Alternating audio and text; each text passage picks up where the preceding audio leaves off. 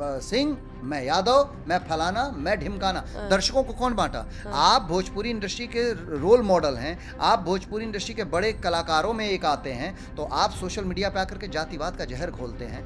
ये गलत है और ये सच घटना है।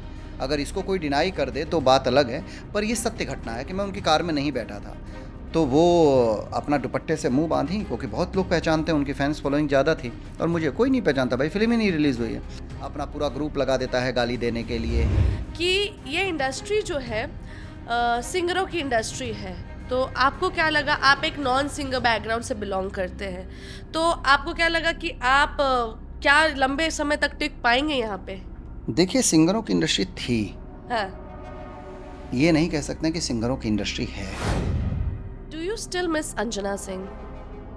हाँ, मैंने अपने जीवन में अपनी बेटी के लिए इतना कर दिया कि कल को मैं दुनिया में रहूं ना रहूं, मेरी बेटी को किसी चीज़ की कमी नहीं है। सब मिलते हैं, हाय हेलो कर लेता हूं, सारी चीज़ें कह देता हूं, लेकिन जब बात सच्चाई की आती है तो मैं सच बोले बिना रह नहीं पाता हूं, क्योंकि मेरे पास एक ही फेस है, वो सिंगल स्टैंडर्ड फेस है। लेकिन हम यहाँ खुश हो जाते हैं, कह रहे हमारे भाई साहब तो फलाना इंडस्ट्री के फलाना खान हैं, हमारे इंडस्ट्री में फलाना इंडस्ट्री के फलाना कुमार हैं, फलाना है फलाना है। फिल्म के निर्माता का नाम नहीं लूँगा, नहीं तो बहुत सारे भेद खुलेंगे, बहुत सारे, और मैं विवादों में रहना पसंद नहीं करता हूँ ये। लेकिन मैं भोजपुरी इंडस्ट्री के बारे में मैंने बहुत पहले कुछ लाइनें वो की थी कि दोगलों की बस्ती में सबके अपने डेरे हैं, दोगलों की बस्ती में सबके अपने डेरे हैं, ये तेरे मुंह पर तेरे हैं, ये मेरे मुंह पर मेरे हैं। तो ड्रिंक चढ़ने के बाद उन्होंने कहा कि बाबा आपको पता है हमने आपको कई फिल्मों से निकाला है।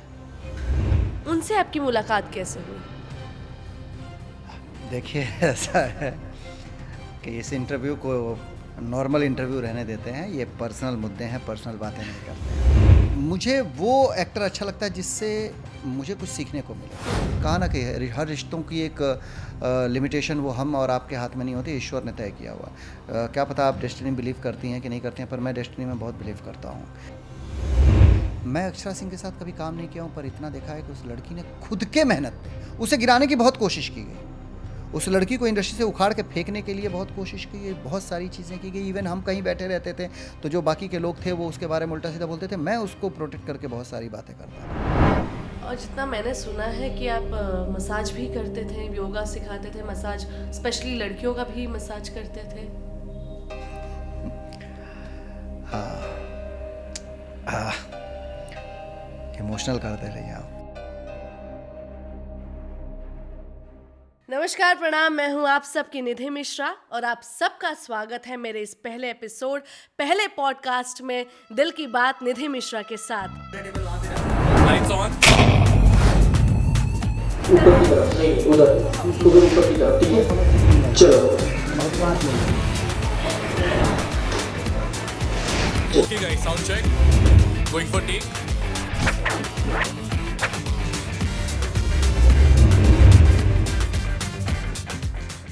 तो हमारे जो पहले गेस्ट हैं वो भोजपुरी के सुपरस्टार के साथ साथ मेरे पति देव भी हैं।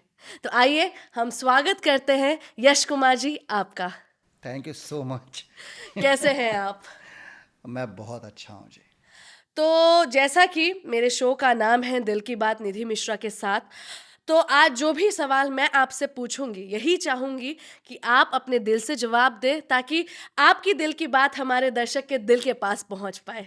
बिल्कुल, मैं कोशिश करूंगा कि आपके इस शो दिल की बात निधि मिश्रा के साथ मैं जो भी बातें कहूं दिल से कहूं और सच कहूं। पर मैं एक सच ये कहना चाहता हूं कि आज तक बहुत सारे इंटरव्यू किए हैं मैंने, बहुत सारे लोगों के सवालों का जवाब दिया है मैंने, पर पहली बार मुझे डर सा लग रहा है, क्योंकि बाकी के लोग क्या पूछते हैं उससे फ़र्क नहीं पड़ता है, लेकिन आपने जिस तरीके से कहा था कि मैं ये शो जो बना रही हूँ इसमें वैसे वैसे सवाल आपके साथ दागे जाएंगे जिसका जवाब देना आपके लिए बड़ा मुश्किल होगा। तो थोड़ा सा डरा हुआ हूँ कि क्या आप अपने पिटारे में लेकर के बैठी हैं। देखता हूँ। देखिए, बहुत यही हम चाहते थे। एक्चुअली रीज़न क्या है ना कि हमारे जो दर्शक हैं वो अपने पसंदीदा एक्टर्स के बारे में नहीं जानते हैं। हम एक्टर्स जो है दिखाते हैं वही उन्हें लगता है। तो मैंने सोचा कि क्यों ना आपके पसंदीदा एक्टर्स को बुलाऊं मैं और उनके रियल लाइफ से लेके रियल लाइफ तक जाने। तो आज यश जी आपसे मैं ऐसे ऐसे सवाल भी पूछूंगी जो शायद आप थोड़े से अनकंफर्ट भी हो सकते, बट मैं चाहूँगी कि आप सबका जवाब दें। बिल्कुल, मैं कोशिश करूँगा कि आपके सभी सवालों का सही जवाब दूँ, उसमें कुछ भी बनावटीपन ना हो, कुछ भी मिलावट ना हो। तो आप लोग हमारे साथ जुड़े रहिए क्योंकि बहुत ही इंटरेस्टिंग सा एपिसोड होने वाला है और मुझे पता है कि जितने सारे सवाल मैं पूछने वाली हूँ आज एज एन बीवी नहीं, एक एंकर निधि मिश्रा यश कुमार जी से पूछने वाली है। तो आप लोग मेरे चैनल पे बने रहिए, इस शो को देखिए और बहुत ही ज़्यादा मज़ा आएगा। तो चलिए यश जी शुरू करते हैं। जी। पहले अपने बारे में बताइए। मेरे बारे में मैं बहुत सारे इंटरव्यू में बता चुका हूँ कि मैं बलिया ज़िला उत्तर प्रदेश में एक डिस्ट्रिक्ट है बलिया ज़िला, और बलिया ज़िला में बेलथरा रोड तहसील में एक गांव पड़ता है चैनपुर गुलौरा। तो मैं वहाँ का निवासी हूँ। 12 फरवरी को मेरा जन्म हुआ है। 5 फुट 10 इंच हाइट है मेरी। गेहुआ कलर है मेरा। ये सारी जानकारी ऑलमोस्ट लोगों को है, और जिनको नहीं है वो आपके शो दिल की बात निधि मिश्रा के साथ के जरिए आज जान जाएंगे। जी, बिल्कुल। तो यश जी बताइए कि ये एक्टर बनना, जैसा कि मुझे पता है कि आपका नाम एक्चुअली में यश कुमार नहीं सचिन मिश्रा है। जी। तो ये सचिन मिश्रा से यश कुमार कैसे बने? देखिए, मैं सिर्फ 9 साल का था जब मैंने मेरे जो रोल मॉडल हैं वो अजय देवगन हैं। 1992 में मैंने एक फ़िल्म देखी थी जिगर, that time I was 9 year old. उतनी छोटी सी उम्र में अजय देवगन को देख करके मुझे लगा कि नहीं यार, मुझे तो अजय देवगन जैसा बनना है। तो उसी समय से एक्टिंग का कीड़ा लग गया, और उसके बाद की एक बड़ी रोचक सी कहानी है कि वो जो एक्टर बनने का जो सफ़र था उसमें और ज़्यादा स्पीड कैसे आई। पर वो बातें हम लोग सोशल मीडिया पे ना करें। पर इस तरीके से चलता रहा सिलसिला, और ये सिलसिला मन में एक ख्यालों की खिचड़ी पकती रही कि मुझे हीरो बनना है। उड़ते उड़ते बातें पापा को पता चली, तो पापा ने जूते उठाए, और जो हर पिता करता है अपने बच्चे के साथ वो उन्होंने किया। फिर मैंने भैया को बताया, तो भैया ने कहा कि दूर के ढोलक बड़े सुहाने होते हैं। वो फिल्म इंडस्ट्री है भैया, जहाँ तुम्हारे फैमिली का क्या कोई पुस्त दर पुस्त कोई है ही नहीं है। हमको उस फील्ड के बारे में बिल्कुल जानकारी नहीं है, तो वहाँ जाना उचित नहीं है। तो वो ज़माना ऐसा था कि वहाँ पे पिताजी की और भैया की इतनी इज्जत थी कि हम अपनी दिल की बातें उनसे कह नहीं पाते थे। आखिरकार यश कुमार ने एक फ़ैसला किया कि जैसे आपके है ना दिल की बात निधि मिश्रा के साथ, तो मैंने अपनी दिल की बात अपनी फैमिली के साथ नहीं की, और अपनी माता जी के पर्स में से 150 रुपये चुरा करके मैं 8 जुलाई 2002 में बॉम्बे भाग आया। क्या? सिर्फ 150 रुपए? आप चाहते तो और भी ज़्यादा चुरा के भाग सकते थे। हाँ, सिर्फ 150 रुपये लेकर के भागने की वजह ये थी कि देखिए, मैं कोई फ़िल्मी बातें नहीं करूँगा। मैं एक ऐसे साधारण परिवार से हूँ, एक ऐसे गरीब फैमिली से बिलोंग करता था, जहाँ पर जब मैं माताजी का पर्स खोल करके उसमें से पैसे चुरा रहा था, तो मेरे माताजी के पर्स में सिर्फ़ और सिर्फ 350 रुपये थे। तो मेरे दिमाग में ये चल रहा था कि तुम ये 350 रुपये अगर लेकर के चले जाओगे, तो घर पे माताजी 3 बहनों के साथ रहती हैं, पूरा महीना कैसे निकालेंगे? मैंने कहा कि जो भी तकलीफ़ों का सामना करना है यश कुमार आप करोगे, 150 रुपये चुरा लो बस। तो उसमें से 150 रुपये चुरा करके भागा था, और मुंबई आया, और फिर वहाँ से हमारे एक करियर की शुरुआत हुई। तो मुंबई में आपके कोई रिश्तेदार, रिलेटिव ऐसा जिसके भरोसे आप आए थे? नहीं, मेरा एक दोस्त रहता था जो वॉचमैन की नौकरी करता था, और वो गांव में जैसे लोग जाते हैं ना कि यहाँ पे कुछ होते हैं, गांव में जाके फेकोलॉजी में बोल देते हैं मैं ये हूँ, मैं हाँ। वो हूँ। तो उसने बोला कि मैं ऐसा करता हूँ, वैसा करता हूँ, यहाँ रहता हूँ, वहाँ रहता हूँ, आप आना पंडित। मैं उसके दिए हुए पते पर जब पहुँचा, तो पता चला कि सांता क्रूज एयरपोर्ट, आप हमेशा, अब तो हम लोग जी। जाते रहते हैं, तो उसके नीचे आप देखेंगी तो एक जंगल टाइप की जगह है जो विवादित है, हुँ। और भाजीवाड़ी करके एक चौल है। तो वहाँ पे उस जंगल में वो वॉचमैन हुआ करता था। अच्छा। तो जब मैं पहुंचा, तो वहाँ से पता चला कि उसने वॉचमैन की नौकरी छोड़ दी है। अब मेरे पास कुछ आगे पीछे रहा नहीं, तो मैं उस जंगल के बाहर जो रोड था, तो मैंने करीब 13 से 14 दिन उस रोड पर सोया, और उस समय मुझे याद है कि 3 रुपये में उसल पाव मिलता था। तो 2 पाव और थोड़ा सा उसके साथ उसल का जो रस होता है वो मिल जाता था, तो उसी को खा करके गुजारा करता था। तो 13-14 दिन ऑलमोस्ट ये चलता रहा बॉम्बे में। फिर उसी जगह पे जो वॉचमैन रहता था, मैंने जा कर के कहा कि यार 150 रुपये लेके आया था घर से, और वो ख़त्म हो गया है, तो कुछ काम वाम मिल जाए तो अच्छा है। तो वो एक सोसाइटी में नाइट में वहाँ पे सिक्योरिटी करता था, और डे में एक सोसाइटी में सिक्योरिटी करता था, जो बिल्डिंग होती है। मतलब आप करते थे? नहीं नहीं, वो जो ओके। सिक्योरिटी था। हाँ।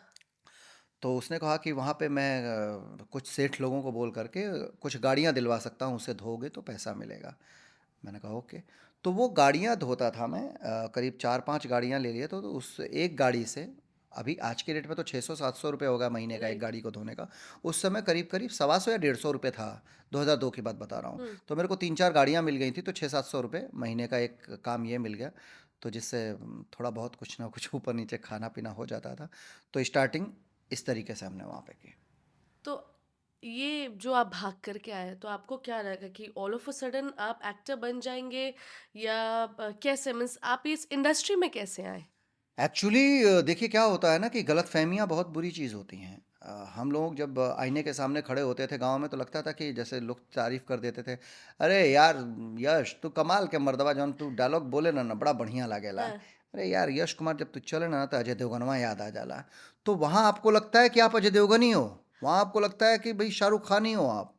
आपको नहीं पता होता है कि जब आप बॉम्बे जैसे शहर में जाएंगे, बॉम्बे जैसे शहर में जब आपका स्ट्रगल शुरू होगा, तो वहाँ यश कुमार से लाख गुना अच्छे बहुत स्मार्ट स्मार्ट लोग, बहुत पैसे वाले घर के लोग भी ठोकर खा रहे हैं। तो इन सब चीज़ों के बारे में तो कुछ पता नहीं था। तो बॉम्बे आए तो फिर सारी गलतफहमियां धीरे धीरे दूर होने लगी। लगा कि यार तो कुछ होगा ही नहीं। पर एक जो अंदर वो थी कि मैं गांव जाके भी करूँगा क्या। हम्म। अगर मैं किसी संपन्न पिता का बेटा होता तो शायद मैंने जितना लंबा स्ट्रगल किया, उतना लंबा स्ट्रगल मुझे नहीं लगता है कि कोई भी लड़का एक्टर बनने के लिए करता होगा। तो मुझे अगर मेरे पिताजी गांव से संपन्न परिवार का होता तो शायद मैं चला जाता। मेरे पास सिर्फ 2 बीघा की ज़मीन थी। उस 2 बीघे की ज़मीन में बड़ी मुश्किल से 5-6 लोगों का राशन आता था, और वो भी 1 बीघा ज़मीन बटैया पे थी, आधा राशन आता था, और एक जब तक मैं था तब तक थोड़ा बहुत काम कर लेता तो थोड़ा बहुत राशन वो आ जाता था। तो एक ये भी था कि यश कुमार गाँव जाकर के फिर वही गरीबी वाली ज़िंदगी जीनी पड़ेगी। तो क्यों ना यहीं पे स्ट्रगल करते रहो, और स्ट्रगल के साथ-साथ कोई दूसरा काम करते रहो जिससे तुम्हें 2 वक़्त की रोटी जमा करने में तकलीफ़ ना हो। तो ये जो आपका स्ट्रगल शुरू हुआ, तो ये ऑलमोस्ट कितना साल चला? अ, एक समझ लीजिए कि 2002 में मैं बॉम्बे भाग करके आया था, और 2013 में मुझे मेरी पहली भोजपुरी फ़िल्म मिली जिसका नाम था दिलदार संवरिया। नहीं, तो ये ऑलमोस्ट 10-11 साल का तो स्ट्रगल ये रहा। 10-11 साल में जितना मैंने सुना है कि आपने बहुत ज़्यादा स्ट्रगल किया है। हाँ, मतलब ये जो गाड़ी धोता था मैं, वो तो काम चल ही रहा था। उसके बाद से बीच में जब वो काम छूटा मेरा, तो चूँकि मैं शिफ्ट हो गया, अभी दूसरी जगह शिफ्ट हो गया, 2-3 लड़कों के साथ शहर में एक चॉल में रूम ले लिया हम लोगों ने। 400 रुपये मेरे को देना होता था। 1200 रुपये में जो झोपड़पट्टी नहीं होती है, प्लास्टिक डाल-डाल करके वो हाँ, नीचे ऊपर बना करके हाँ। रहते हैं, तो वैसा था। तो उसमें 1200 रुपये में एक ऊपर का रूम लिया था, तो 3 लड़के हम मिल कर के रहते थे। तो वो 400 रुपये उसका मुझे रेंट देना पड़ता था। तो उन सब चीज़ों के लिए मुझे एक 60 रुपये रोज पर एक काम मिला मुझे। वो काम था चर्च गेट स्टेशन के बाहर। मैं करीब करीब 40 से 50 किलो का पुराने पुराने शर्टों का एक गठरी बनाई रहती थी, जिसे सर पे लेकर के कस्टम विभाग का जो ऑफिस था उसके बाहर जाता था, और वहाँ पे मैं चिल्ला चिल्ला के बेचता था। 30-30 रुपये, 30-30 रुपये। तो जो अच्छे अच्छे शर्ट्स होते थे उन्हें 30-30 रुपये में बेचता था, और मुझे शाम को उसके 60 रुपये पर डे के मेरे को मिलते थे। फिर उस काम के बाद फिर मैंने एक CFL बल्ब आता है जो हमारे आज के घर में लगते, तो वो चाइना से जो माल होता था। CFL बल्ब ऐसे नॉर्मली महंगे मिलते हैं, 150-200 रुपये के एक मिलते हैं, पर वो चाइना वाला जो माल था वो 30 रुपये का मिलता था। तो हम लोग करीब 22 रुपये में ख़रीदते थे और 30 रुपये में बेचते थे, रोड के किनारे खड़े होकर। कई बार अंधेरी स्टेशन के बाहर, बोरीवली स्टेशन के बाहर पुलिस वालों ने आकर के डंडे मारे, क्योंकि भाई आप रोड पे इस तरीके के बिजनेस नहीं कर सकते, इस तरीके का धंधा नहीं लगा सकते। तो गाली भी देते थे, ले जा करके पुलिस चौकी में बिठा देते थे। तो हम लोग रिक्वेस्ट करते थे कि साहब फैमिली का थोड़ा ये मतलब वो आप है। इस लेवल तक स्ट्रगल आपने हाँ, किया कि मैंने आपने स्ट्रगल पुलिस किया का है। डंडा भी खाया, पुलिस आपको पुलिस हाँ, स्टेशन मैं लेके कई गई। रात पुलिस स्टेशन में, जब शाम के टाइम में अगर आप बिजनेस कर रहे हैं, वहाँ पे धंधा कर रहे हैं, जैसे बल्ब बेच रहे हैं, चीज़ें बेच रहे हैं, तो जितने भी रोड पे धंधा करने वाले लोगों को, मेरे को अकेले नहीं, सब लोगों को उठा करके वो लोग बंद कर देते थे, रात भर रखते थे, फिर सुबह छोड़ देते थे। ऐसा होता था। और जितना मैंने सुना है कि आप मसाज भी करते थे, योगा सिखाते थे, मसाज स्पेशली लड़कियों का भी मसाज करते थे। हाँ, इमोशनल कर दे रही हैं आप। हाँ, देखिए क्या है कि एक वक्त ऐसा आया कि मेरे जो छोटी बहन थी, उसकी शादी हुई। उसकी शादी में पिताजी ने 3 लाख रुपए कर्जा लिए थे, और वो 3% पे लिया था गांव में। तो 3 लाख रुपए 3% पे लिए थे उन्होंने। तो उसका ऑलमोस्ट 9,000 रुपये ब्याज आता था। तो पिताजी चूँकि घर में कमाने वाले अकेले थे, और मैं यहाँ बॉम्बे में स्ट्रगल कर रहा था, तो मैंने पिताजी से कहा कि मैं ब्याज का जो रकम होगा वो मैं अपनी तरफ से आपको दूंगा, और आप जो तनख्वाह पाते हैं उसमें से हर महीने 5,000 7,000 रुपया करके मूल रकम में से चुकाएंगे। तो मैंने वादा तो कर दिया, लेकिन मेरे सामने ऐसा कोई वो नहीं था ज़रिया जिससे मैं पैसे कमा सकूं, राइट। क्योंकि 60 रुपये रोज़ का कमाता हूं तो एक दिन में मुंबई का खाने पीने में 100 रुपया निकल जाता है, वो हाँ। तो किस तरीके से मुफलसी में गुजारे। तो उस समय मेरे एक मित्र थे, उन्होंने बोला कि आप मसाज करना शुरू कर दीजिए। तो उन्होंने एक स्पा में मेरी पहचान कराई, और वो स्पा में मैंने स्टार्टिंग में मैंने मेल लोगों का मसाज किया, पर कई बार कुछ अलग टाइप के लोग मिल जाते थे जो इधर उधर छूने की कोशिश करते थे, तो उसमें एक आध लोगों को मैंने मार दिया था। तो अच्छा। हाँ, तो मार दिया तो काफ़ी विवाद हो गया, फिर मैं वहाँ से छोड़ करके चला गया। उसी के रेफरेंस से मैंने दूसरा पार्लर ज्वाइन किया, लेकिन मैंने वहाँ पे एक चीज़ कह दी थी कि मैं सिर्फ लड़कियों का मसाज करूँगा, मैं लड़कों का मसाज नहीं करूँगा। तो तो फिर इस तरीके से मैंने लड़कियों का मसाज करना शुरू किया, और करता चला तो गया। आप कंफर्टेबल थे लड़कियों का मसाज करने में? बिकॉज ऑब्वियसली गांव से भागे हुए लड़के हाँ। जो एक अलग एम लेकर के आया है, और ऑल ऑफ अ सडन आप मसाज कर रहे हो लड़कियों का मसाज, तो कभी ऐसी फीलिंग्स वगैरह या यू नो देखिए क्या होता है, फीलिंग अगर मैं मर्द हूँ तो मेरे अंदर फीलिंग होगी ही होगी। मैं अगर सॉफ्ट इंसान होता तो शायद मेरे अंदर फीलिंग्स नहीं आती, लेकिन मैं एक मर्द हूँ तो मेरे अंदर फीलिंग्स आएगी ही आएगी। लेकिन वो मसाज करते समय मेरे अंदर कोई फीलिंग इसलिए नहीं आती थी कि, अगर फीलिंग आती भी थी तो मैं दबा लेता था, क्योंकि वो मेरा जॉब था, मुझे पता था कि यहाँ से मुझे पैसा कमाना है और मुझे अपने पिताजी का कर्जा भरना है। सो इवन मैंने उस मसाज में एक एक्सपेरिमेंट भी किया था लड़कियों के मसाज में, जो शायद किसी भी स्पा में किसी भी लड़की के साथ उस तरीके का मसाज नहीं होता है, जो बॉडी को कम्प्लीटली रिलैक्सेशन दे देता है। तो मैं वहाँ का चहेता था, जब भी कोई लड़की आती थी तो वो बोलती थी कि यश कुमार से हमें मसाज करवाना है, तो इस तरीके से था। पर मैंने कभी भी कुछ गलत नहीं किया। कभी ऐसा नहीं होता था कि कोई लड़की जिसे आपका मसाज पसंद आया हो, वो आपको ऑफर करती थी कि डेट पे लेके चलिए, या चाय तो नहीं कहा जा सकता है, कॉफी पीने चलते हैं, देखिए डेट पे ऐसा चलते है कि हैं? आप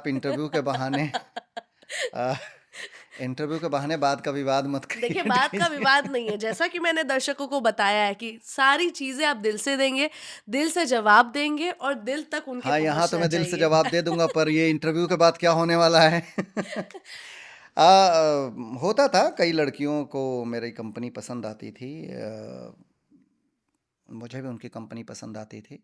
सो मुझे नहीं ऐसा लगता है। कौन सा कंपनी, मसाज में कौन सा कंपनी होता है, ये जानना चाहेंगे हम। नहीं, कंपनी इन द सेंस, अगर मेरा साथ किसी को अच्छा लग रहा है और कोई मेरे साथ कॉफ़ी के डेट पे जाना चाहे तो मुझे नहीं लगता है कि बुरा है, और कॉफ़ी मेरी फेवरेट चीज़ है। अगर मैं कभी किसी लड़की से मिलना भी चाहता हूँ, आज भी ऐसा नहीं है कि मैं नहीं मिलता हूँ, as producer as a star मुझे अगर किसी से मिलना होता है तो मैं कॉफ़ी डेट पे ही जाता हूँ। अच्छा, आज भी ऐसा हो गया कि आप कॉफी डेट पे जाते हैं? हाँ, कॉफ़ी आप डेट इन द बोलिए सेंस। मत, आप शादीशुदा भी हैं। हाँ, मतलब coffee date in the sense ये नहीं है कि मैं कॉफ़ी के बहाने गया तो कुछ कर रहा हूँ। कॉफ़ी पिए, कुछ बातें हुई, ऐसा होता है नॉर्मली। तो तब आपके पास ऑलरेडी फाइनेंशियल प्रॉब्लम्स थे।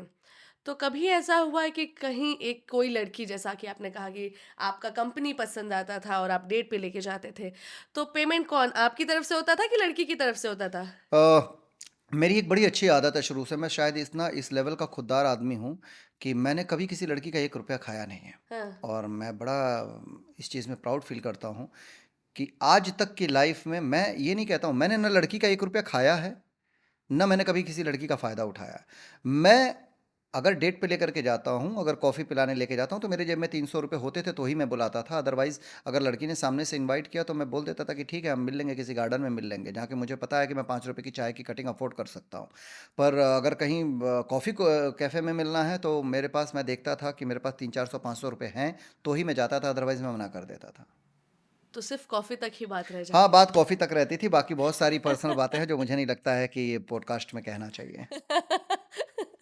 अच्छा, तो चलिए, इसके बाद जितना हमें ये पता चला है, हमें क्या, मुझे तो पता ही है, बट मैं चाहूँगी कि इस शो के ज़रिए आपको पर्सनली लोग जान पाएँ। बहुत सारे लोगों के दिमाग में है कि यश कुमार में बहुत एटीट्यूड है, या यश कुमार को मिली जो आज आपको सक्सेस मिला है, वो आपके झोली में ऐसे ही मिल गया है। हाँ, लोगों को लगता है कि यश कुमार ने मेहनत नहीं किया है, यश कुमार को ऐसे ही कामयाबी मिल गई, लेकिन उस कामयाबी के पीछे लोगों ने जाना नहीं है कि कितनी मेहनत की है यश कुमार ने। यश कुमार ने ऐसा भी दौर गुजारा है मुंबई में कि 4 दिन से हम 3 दोस्त, मेरा एक दोस्त था रईस अनूप शहरी जो पेशे से राइटर है, एक मेरा दोस्त था राज राजपूत जो वापस दिल्ली चला गया। हम 3 लोग 4 दिनों से भूखे थे। भवंस कॉलेज अंधेरी में हम बैठे हुए थे और ये लग रहा था कि आज अगर शाम को खाना नहीं खाए तो जान चली जाएगी।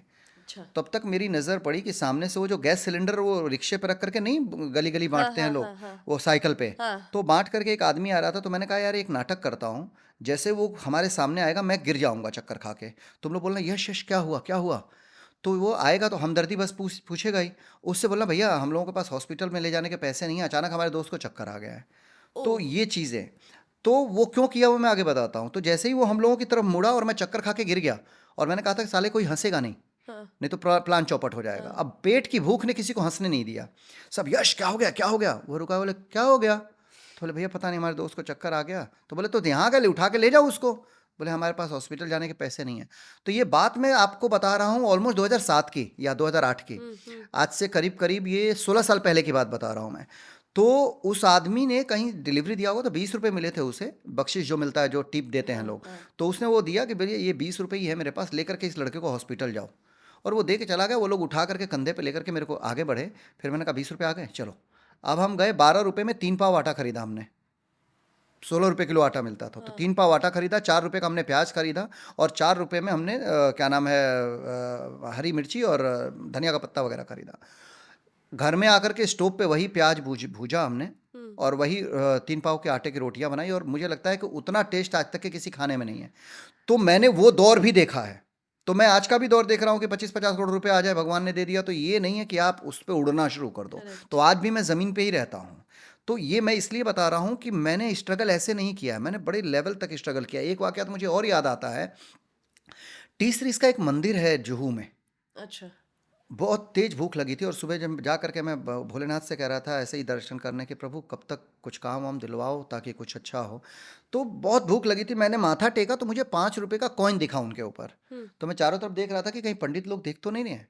तो मैंने माथा टेका और वो 5 रुपए धीरे से उठा करके बाहर आया। 4 रुपए का बड़ा पाव मिलता था, अब तो 10 रुपए हो गया। नहीं, चा- अभी महंगा हो गया है। अच्छा मेरे को नहीं पता, बहुत दिन से नहीं खाए।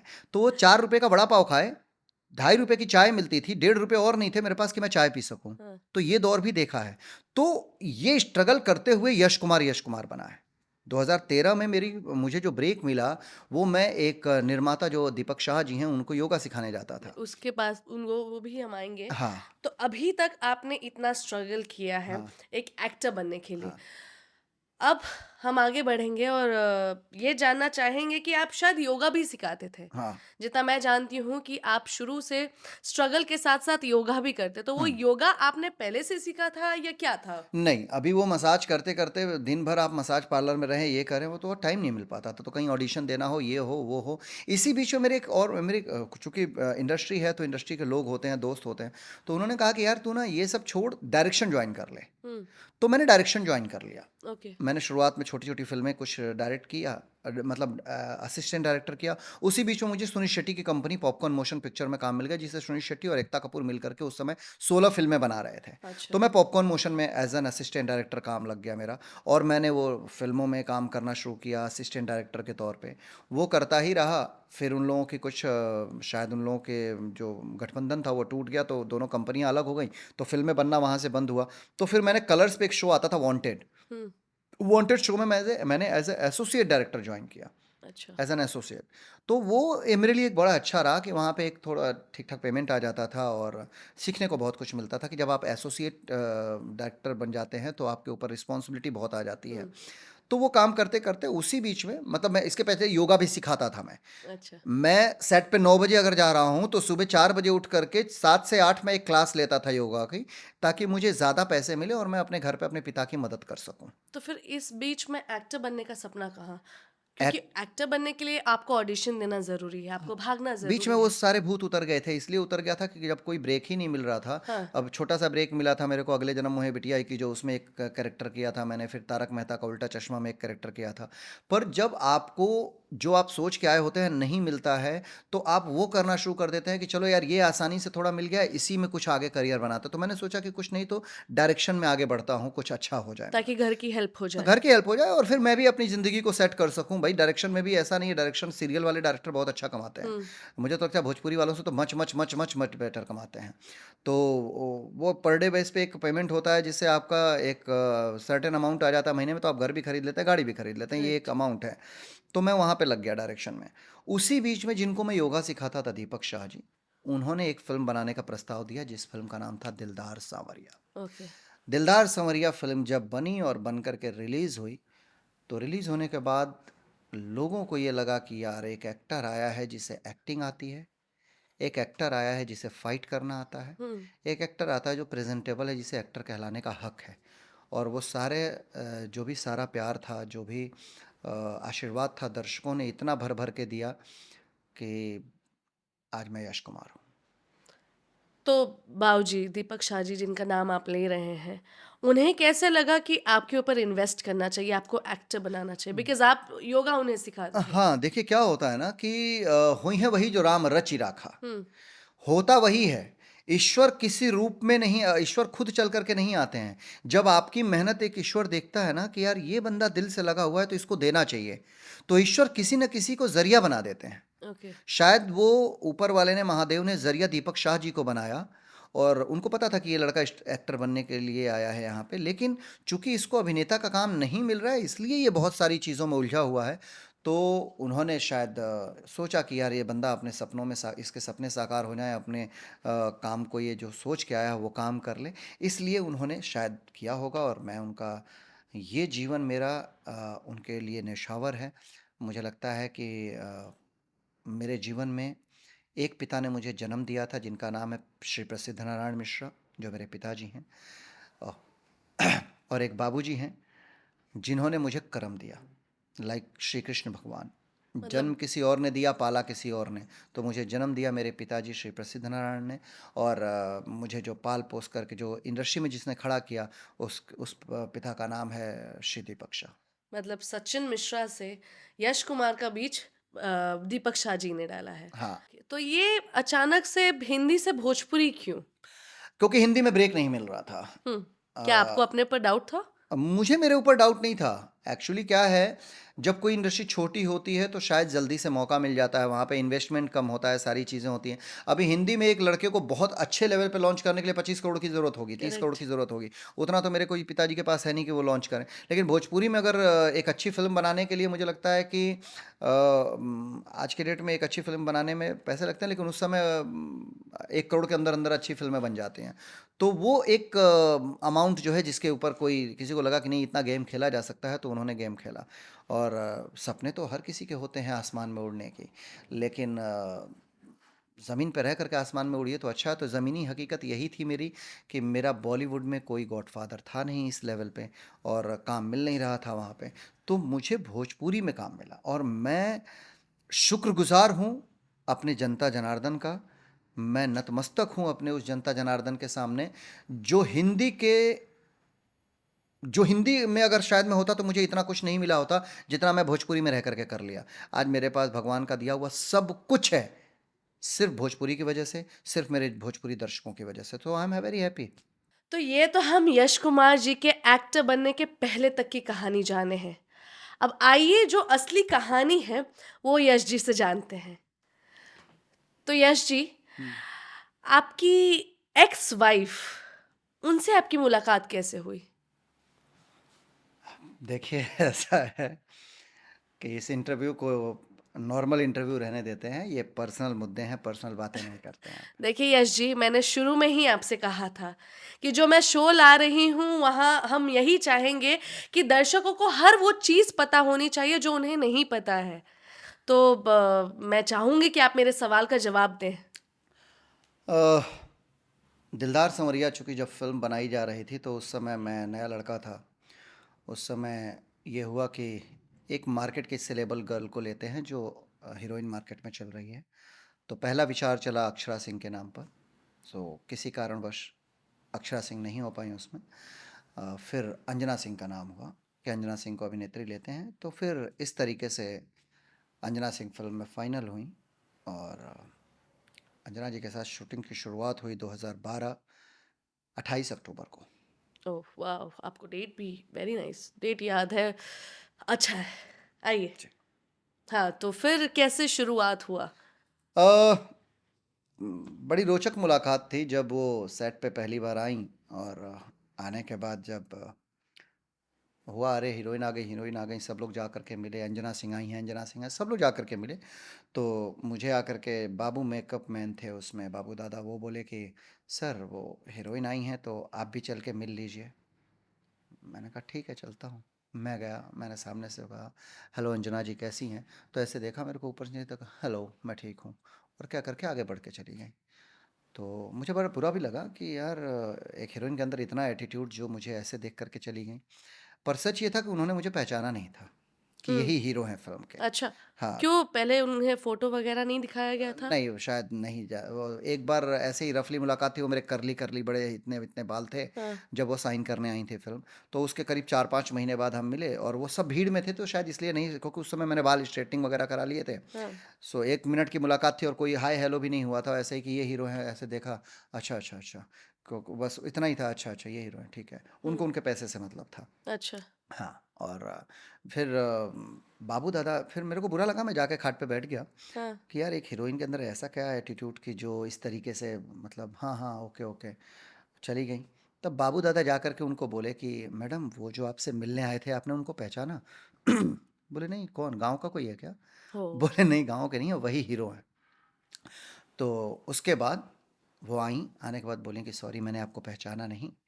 और मुझे लगा कि गांव के सारे लोग मिल रहे थे तो मुझे लगा कोई ऐसा ही भीड़ में से होगा। हाँ, मैंने कहा कोई बात नहीं, आप पहुंच गई सही से? हाँ तो पहुंच आप ऐसे कौन-से अटायर में थे जो आप एक्चुअली गाँव वाले लग रहे थे? कुछ प क्या पहने-वहने, ये कुछ याद होगा आपको? अब मुझे लगता है कि मैंने एक बनियान और पैंट पहना हाँ, तो हुआ था। जायज़-सी बात है, अब ऐसे कोई मिलेगा तो लोगों को लगेगा ही ना।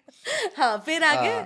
फिर अगले दिन अंजना जी के साथ गाने का शूटिंग थी और वो गाने का जो शूट चल रहा था उसमें पहली बार एक रोमांटिक गाना था और रोमांटिक गाने में मुझे उनको टच करना था पेट के पास जा कर के। अच्छा, तो लिटरली मेरे हाथ ऐसे कांप रहे थे। तो डायरेक्टर विशाल भैया थे उसमें और कोरियोग्राफर 3 बार फिल्म फेयर अवार्ड जीत चुके हैं, निमेश भट्ट, बॉलीवुड के बहुत फेमस कोरियोग्राफर। हाँ। भाई यश, क्या है यार, यार तुम तो ऐसे नहीं हो, तुम कैसे लड़कियों से डर सकते हो? मैं कैसे बताऊं कि मैं लड़की से नहीं डर रहा हूँ, मैं एक न्यू कमर हूँ, एक स्टार से डर रहा हूँ। तो फिर उन्होंने कहा कि देखिए आप ये मत सोचिए कि मैं अंजना सिंह हूँ, आप जस्ट ये सोचिए कि एक आपकी को स्टार है और आप खुल करके काम करिए। तो उन्होंने ये हिम्मत दिया, उसके बाद से तो मैं इतना खुला कि फिर कि प्यार हो गया? प्यार। हाँ, मतलब प्यार जितना मुझे पता है उसी के बाद ही आप दोनों की शादी हुई थी। हाँ एक्चुअली सेट पे अच्छी दोस्ती हुई। दोस्ती होने के बाद से अक्टूबर नवंबर में हमारी शूटिंग ख़त्म हुई, फिर वो दिसंबर में आई थी बॉम्बे। हुँ, तो आने के बाद जब हम मिले उसके बाद शुरुआत हुई। तो प्रपोज़ किसने किया? देखिए ऐसा है कि मैं क्या कहूँ प्रपोज़ में, प्रपोज़ उन्होंने ही मुझे किया था, उन्होंने ही मुझे आई लव यू बोला। अ, कुछ सही कहूँ तो सॉरी टू इंटरप्ट, पहले तो ऐसा कौन-सा आपके अंदर चार्म था कि आप जब मसाज भी करवाते थे, तो लड़कियाँ आपको डेट के लिए पूछती थी? आपने पहली फ़िल्म ही की जिसमें आपको मैं स्क्रीन पे दिखा दूँगी कि इनका फ़ोटो एक्चुअली कैसे लगते थे वो। तो उस लुक में भी क्योंकि अंजना सिंह इतनी बड़ी स्टार थी तब उस वक़्त पे और आप एक न्यू कमर थे, तो सामने से प्रपोज़ल आया तो ऐसा कौन-सा आप चार्म बिखेरते थे? I would love to know. वो चाम आप अपने आप से पूछिएगा। देखिए, वो बात की बात आएँगे हम, पहले जो सवाल पूछ रही हूँ उसका जवाब दीजिए आप। तो आप लोगों का ये सिलसिला कैसे शुरू हाँ, हुआ? तो वो जब शूटिंग ख़त्म होकर के वो अपने दूसरी शूटिंग पे चली गईं और मैं बॉम्बे चला आया, चूँकि मेरी कोई फ़िल्म तो रिलीज़ हुई नहीं थी। जी, तो एक्चुअली शूटिंग जब ख़त्म हुई तो चूँकि मैं न्यू कमर था, तो मेरी पहली फिल्म का शूटिंग कंप्लीट हुआ था और वो उस समय की सबसे busiest actor of the Bhojpuri film industry थी वो। एक साल में उन्होंने 14 फिल्में एक अभिनेत्री के रूप में किया था। तो मेरी शूटिंग ख़त्म हुई, वो दूसरी शूटिंग पे चली गई। बॉम्बे आने के बाद हम लोग मिले और मिलने के बाद पर उनको शायद मैं अच्छा लगा, इसलिए उन्होंने मुझे आई नहीं, लव पर यू बोला। जितना मैं जानती हूँ कि तब आप चौल में रहते थे और भोजपुरी की इतनी बड़ी स्टार, तो वो क्या घर पे आती थी? देखिए, चौल का प्यार से कोई लेना देना नहीं है, हाँ। प्यार तो कहीं रहने वाले से हो जाता है। हाँ, मैं महाड़ा के एक छोटे से चौल में रहता था हुँ। और वो चूँकि एक बड़े बिल्डिंग में रहती थीं। पर क्या पता शायद मेरी कुछ चीज़ें उनको अच्छी लगी हों जिस वजह से उन्होंने मुझे प्रपोज़ किया, मुझे आई लव यू बोला। एक बार उन्होंने मुझे कहा था कि पानी पूरी खाने चलते हैं, तो मैंने कहा ओके। तो बोले मुझे जुहू लेके चलिए, मैंने कहा ठीक है। तो लोखंड वाला कॉर्नर पे मीरा बिल्डिंग है, तो हुँ। वहाँ मैं अपनी मोटरसाइकिल से पहुँचा था और वो कार से आई थी। तो बोली कि कार में चलिए, मैंने कहा नहीं जी, मेरे पास कार नहीं है, इसलिए मैं कार में नहीं बैठूंगा। आपको मेरे साथ आना है तो मेरी मोटरसाइकिल पे आना पड़ेगा। और ये सच घटना है, अगर इसको कोई डिनाई कर दे तो बात अलग है, पर ये सत्य घटना है कि मैं उनकी कार में नहीं बैठा था।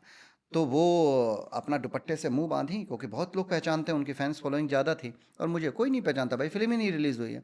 तो मेरी बाइक पे बैठी, मैं जुहू लेकर के गया, उनको पानी पूरी वगैरह खिलाया। फिर बोली कि मेरी कार में क्यों नहीं बैठे। मैंने कहा मेरी औकात अभी कार की नहीं है, हुँ। मैं आपकी कार में उस दिन बैठूंगा जिस दिन मेरे पास कार हो जाएगी। ये एक सत्य घटना है। तो शायद ये चीज़ें, उन्होंने कहा कि आप काफ़ी खुददार टाइप के आदमी लगते हैं। अंजना सिंह की गाड़ी में बैठने के लिए लोग सोचते हैं कि काश ये स्वाभिमान से बैठा आपको लें। बहुत प्यार है। हाँ, और आपने बैठने से मना कर दिया, आई लाइक दिस। और शायद यही सब चीज़ें रहीं। इवन एक बार वो मैं जहाँ चौल में रहता था, जब वहाँ पे घर पे आई तो मेरे पास स्टील के कुछ बर्तन थे जो गंदे गंदे से थे। हाँ। तो मैंने शायद उनके लिए मैगी या कुछ बनाया था, मैंने मुझे जितना याद है, और बना करके उनको दिया। तो जिस बर्तन में दिया तो वो बर्तन काला काला सा था, जला हुआ था। तो उन्होंने देखा, कुछ बोली नहीं, वो खा ली। अगले दिन मुझे फ़ोन किया कि कहाँ हैं आप। मैंने कहा मैं तो घर पे हूँ। तो बोली मैं 10 मिनट में पहुँच रही हूँ, सोसाइटी के बाहर आ जाइएगा। मैंने कहा ओके। तो वो आई अगले दिन। तो आई तो मैं बाहर आया तो उनका ड्राइवर जो था, हुँ। उसका नाम सुमन था। हुँ। वो इतना बड़ा कार्टून लेकर के उतरा। तो मैंने कहा क्या है ये। तो बोली चल के घर में देख लीजिए, क्योंकि लोग उनको पहचानते, तो मुंडी नीचे करके चलना शुरू कर दिया। घर में आए, आने के बाद से जब उसने खोला तो पीले कलर का हुँ। फाइबर सेट, पूरे किचन के लिए पूरे बर्तन थे, कटोरियाँ, प्लेट्स, चम्मच, बाउल्स, सारी चीज़ें फाइबर की थी। हुँ। तो मैंने कहा मैं नहीं ले सकता ये। तो बोली कि ये मेरी तरफ से गिफ्ट है। मैंने कहा नहीं ले सकता मैं।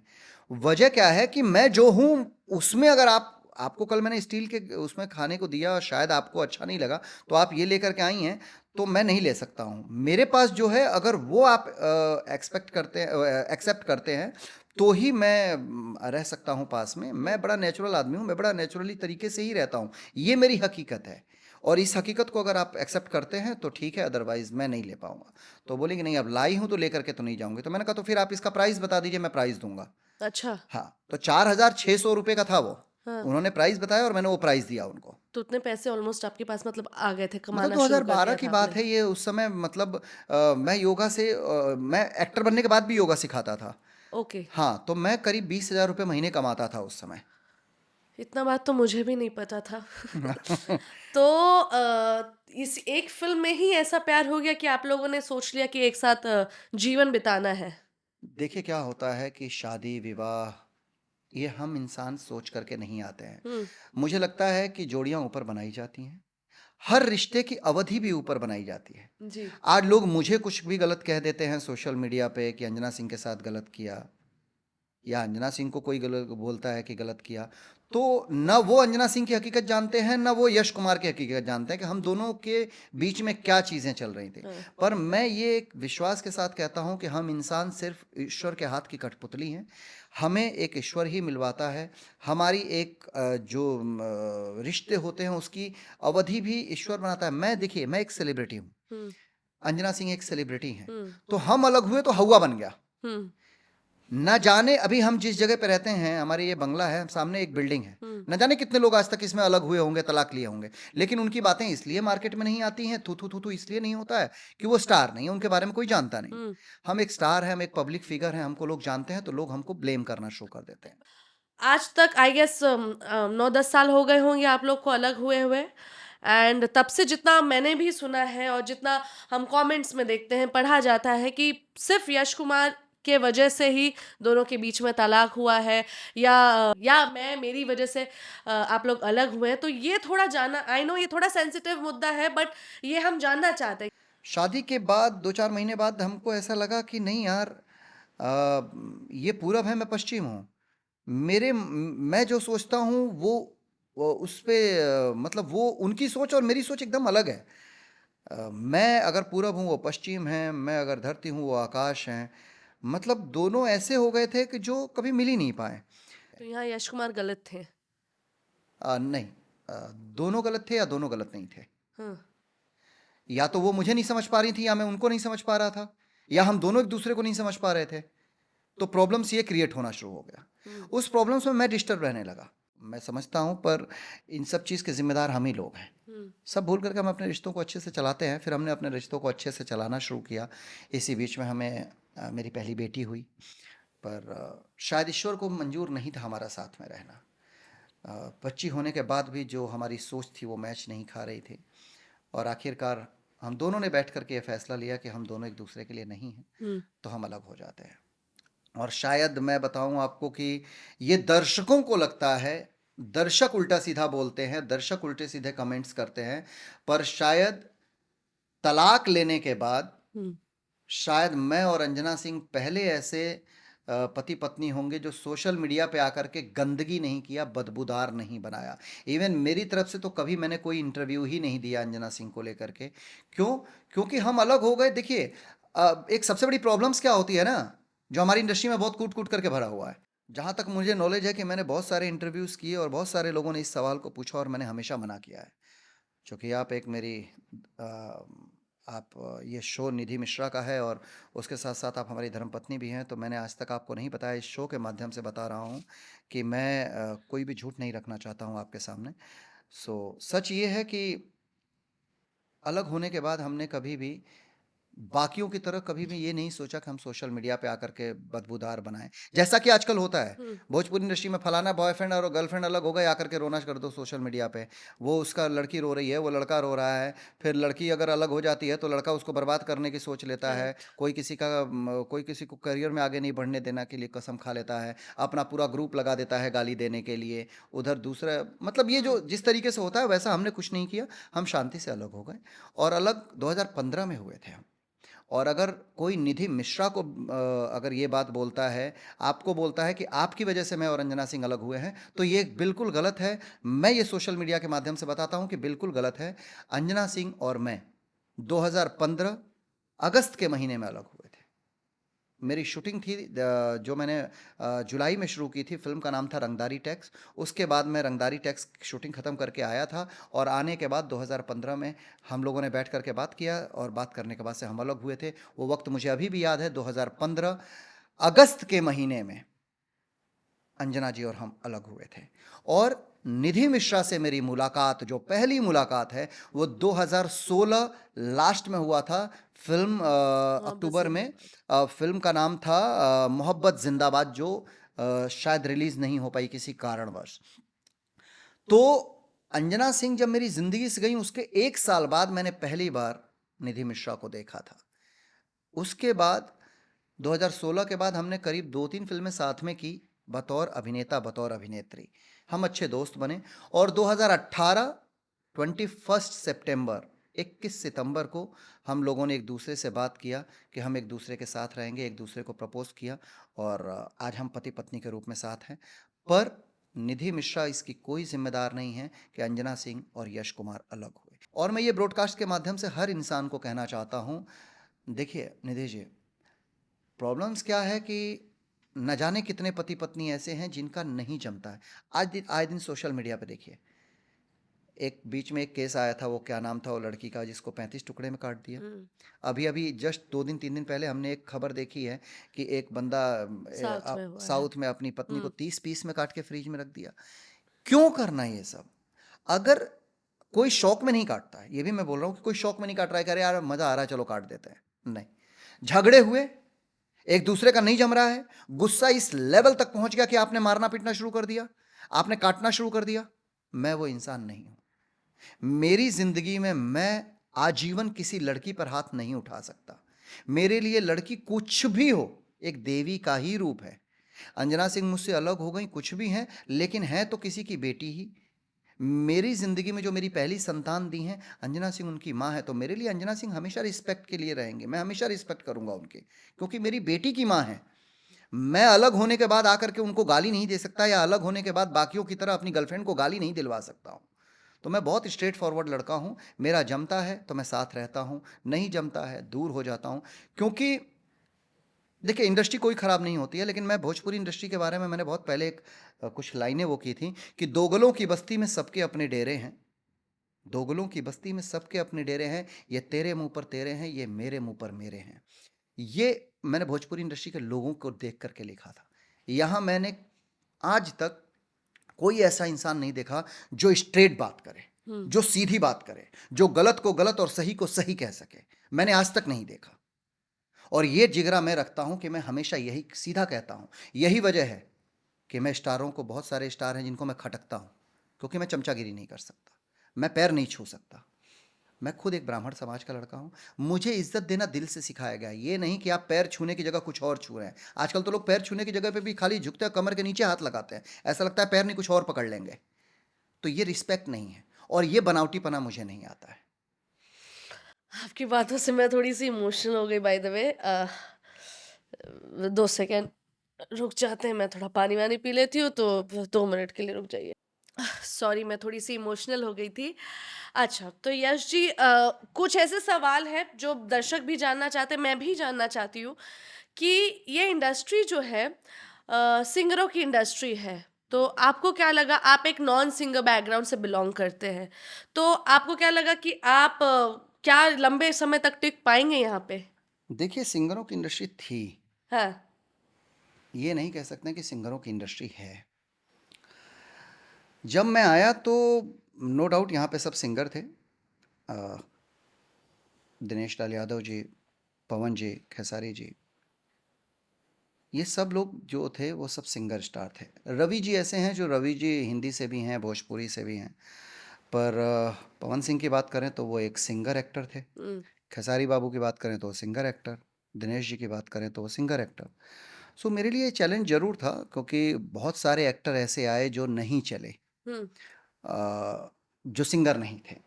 तो जब मैंने इस पे गौर किया तो मुझे लगा कि नहीं यार, मैं एक गलत इंडस्ट्री में जा रहा हूँ। तो मैंने और डायरेक्टर विशाल वर्मा जी ने बैठ कर के यही फैसला किया कि हम एक ऐसी फिल्म बनाएं जो बाकियों से अलग हो। और यूपी बिहार में एक्शन हमेशा से पसंद किया जाता रहा है। सो हमने दिलदार संवरिया की प्लानिंग की, और दिलदार संवरिया हमने एक ऐसी फिल्म बनाई जो एक कम्प्लीटली फैमिली फिल्म थी। हम्म। एक फैमिली का बदला था, जिसमें एक्शन भी था, रोमांस भी था, एक फ्रेश कहानी थी। और मैंने बड़ी मेहनत की उस फिल्म के लिए, और दर्शकों ने पहले फिल्म को ही जो रिस्पांस दिया, पहली फिल्म अच्छा रिस्पांस रहा। दूसरी फिल्म मेरी नहीं चली, जिसे विनय बिहारी जी ने बनाया था, हम्म। राजा जी आई लव यू, वो फिल्म नहीं चली।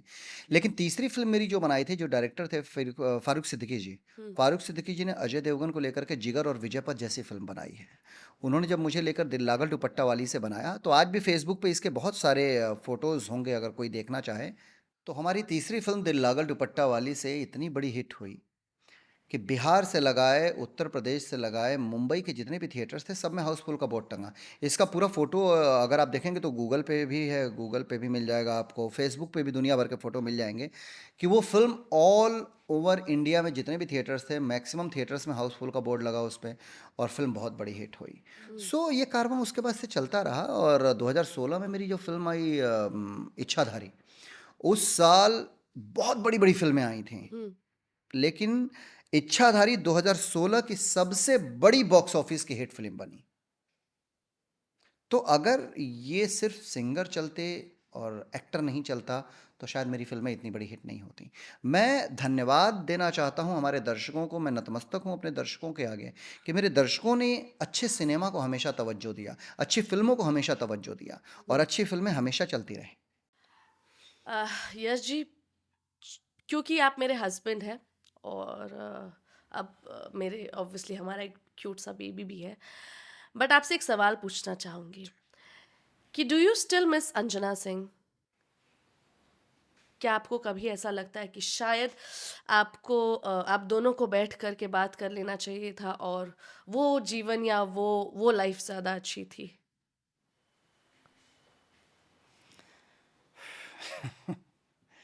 अ, देखिए ऐसा है कि मैं बड़ा कुछ सवाल ऐसे होते हैं जिसका जवाब जल्दी नहीं दे पाता आदमी।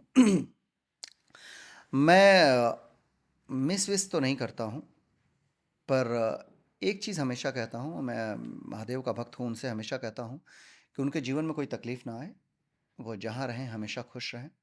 उन्हें इतनी खुशियाँ दीजिएगा कि उनको कभी मेरी याद ना आए, क्योंकि मुझे इतना पता है कि मैं एक बहुत बेहतरीन हस्बैंड हूँ। हुँ। और शायद इस बात को आपके सामने कहने के लिए मुझे कुछ प्रूफ करने की इसलिए ज़रूरत नहीं पड़ेगी कि आप जानती हैं कि मैं लड़कियों की कितनी रिस्पेक्ट करता हूँ और एज़ हस्बैंड मैं किस लेवल तक क्या करता हूँ।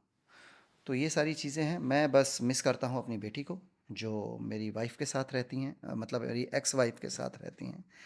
और मैंने अपने जीवन में अपनी बेटी के लिए इतना कर दिया कि कल को मैं दुनिया में रहूँ ना रहूँ, मेरी बेटी को किसी चीज़ की कमी नहीं खलेगी। ये मैंने किया है उसके लिए। और वो जब 18 साल की हो जाएगी तो उसे सब चीज़ें पता चलेंगी कि पापा ने क्या किया है, क्या नहीं किया है। अभी भी मैं हर महीने अपनी बेटी के लिए जितना मैं कैपेबल हूँ, इतना करता हूँ कि मेरी बेटी को किसी चीज़ की कमी ना हो। बट मेरी पहली ज़िम्मेदारी मेरी बेटी है। हुँ। मेरे पास हमारा एक बच्चा है शिवाय, पर वो मेरे लिए अदिति के बाद आता है। पहली मेरी संतान अदिति है। जीवन के अंतिम सांस तक मेरे लिए पहली प्रायोरिटी अदिति होगी, दूसरी प्रायोरिटी मेरे लिए शिवाय होगा। यश जी, पति बनना या बाप बनना, सबसे खूबसूरत रिश्ता आपके लिए कौन-सा है? दोनों रिश्ते खूबसूरत हैं और दोनों रिश्ते के अपने मायने होते हैं। हुँ। जब तक आप पति नहीं बनेंगे तब तक पिता नहीं बन सकते हैं। और जब एक कुशल पति बनेंगे तो ही एक कुशल पिता बन सकते हैं। सो कहीं-कहीं ये बातें गलत भी हो जाती हैं। बहुत स्मार्टली जवाब दिए बाय द वे। कहीं कहीं ये बातें गलत भी हो जाती हैं। मैंने कहा ना कि हर रिश्तों की एक लिमिटेशन वो हम और आपके हाथ में नहीं होती, ईश्वर ने तय किया हुआ। क्या पता आप डेस्टिनी बिलीव करती हैं कि नहीं करती हैं, पर मैं डेस्टिनी में बहुत बिलीव करता हूँ। अ, पता नहीं, मैं शायद बोलूँगा तो बहुत सारे लोग, आजकल का ज़माना थोड़ा सा ये मॉडर्नाइज ज़माना हो गया है, मोबाइल वाला ज़माना हो गया है, जो शायद डेस्टिनी को नहीं मानते हों, जो शायद हाथों की लकीरों को नहीं मानते हों। पर सच ये है कि हम और आप अगर चल रहे हैं तो ग्रह नक्षत्रों की वजह से चल रहे हैं। हम और आपके जीवन में जो कुछ भी होता है वो हम नहीं करते हैं, ऊपर बैठी एक शक्ति, ऊपर बैठी एक पावर करवाती है। तो मुझे लगता है कि अंजना जी के साथ जितना सफ़र था, जितना रिश्ता था, उतना हम साथ में रहे, फिर नहीं जमा तो अलग हो गए और उसमें मुझे कोई गुरेज नहीं है। हाँ, मेरे लिए उनके लिए एक सॉफ्ट कॉर्नर हमेशा रहेगा, क्योंकि वो मेरी बेटी की माँ हैं और मैं हमेशा चाहूँगा कि जीवन में उनके हिस्से में कभी कोई तकलीफ़ ना आए, महादेव उन्हें हमेशा खुश रखे। तो क्या आपने कभी ये सोच के रखा था कि पहली बीवी भी एक्टर है, तो जो मैं दूसरी से शादी करूँगा वो भी एक्टर होनी चाहिए? नहीं, मैंने जब मेरा जो पहला तलाक हुआ उसके बाद से मैंने हमेशा सोच लिया था कि मैं जीवन में पहले तो शादी ही नहीं करूँगा, और अगर मैंने कभी शादी किया तो मैं फ़िल्म इंडस्ट्री में शादी नहीं करूँगा। तो ये अचानक से निधि झा के पास। निधि झा, मैं टू बी वेरी ऑनेस्ट, मैं जैसी बीवी चाहता था, जो मेरे सपनों की दुनिया में, जो मेरे इमेजिनेशन में जो जैसी बीवी होती थी, निधि झा के अंदर मुझे हर वो चीज़ दिखी। अगर आपको याद हो तो मैंने आपको मना कर दिया था कि मैं शादी नहीं करूँगा आपसे। मेरे को शादी विवाह में इंटरेस्ट नहीं है, और अगर कभी किया तो फ़िल्म इंडस्ट्री में नहीं करूँगा। क्योंकि मेरे लिए मेरी बीवी वो होनी चाहिए जिसके लिए पति पहले हो, उसका करियर बाद में हो, उसके लिए बाकी की चीज़ें बाद में हो। क्योंकि शादी के बाद एक पत्नी की पूरी दुनिया उसका पति होता है। पति की भी दुनिया उसकी पत्नी होती है, इसमें भी कोई दो राय नहीं है। लेकिन जब तक पत्नी, देखिए, ये आज नहीं, शास्त्रों में भी लिखा है इसका, हमेशा से कहा गया है कि अगर औरत चाहे तो घर को स्वर्ग बना सकती है, औरत चाहे तो घर को नरक भी बना सकती है। तो औरत के अंदर वो पावर है कि रिश्तों को बचा सकती है, औरत के अंदर वो पावर है कि रिश्तों को तोड़ सकती है। मैंने आपके अंदर वो चीज़ें देखा, आपके अंदर वो त्याग देखा कि आप पति के लिए किसी भी हद तक जा सकती हैं, अपने परिवार के लिए किसी भी हद तक जा सकती हैं, ठीक है। आदमी में चार्म है। लेकिन मैंने शादी के लिए मना कर दिया था।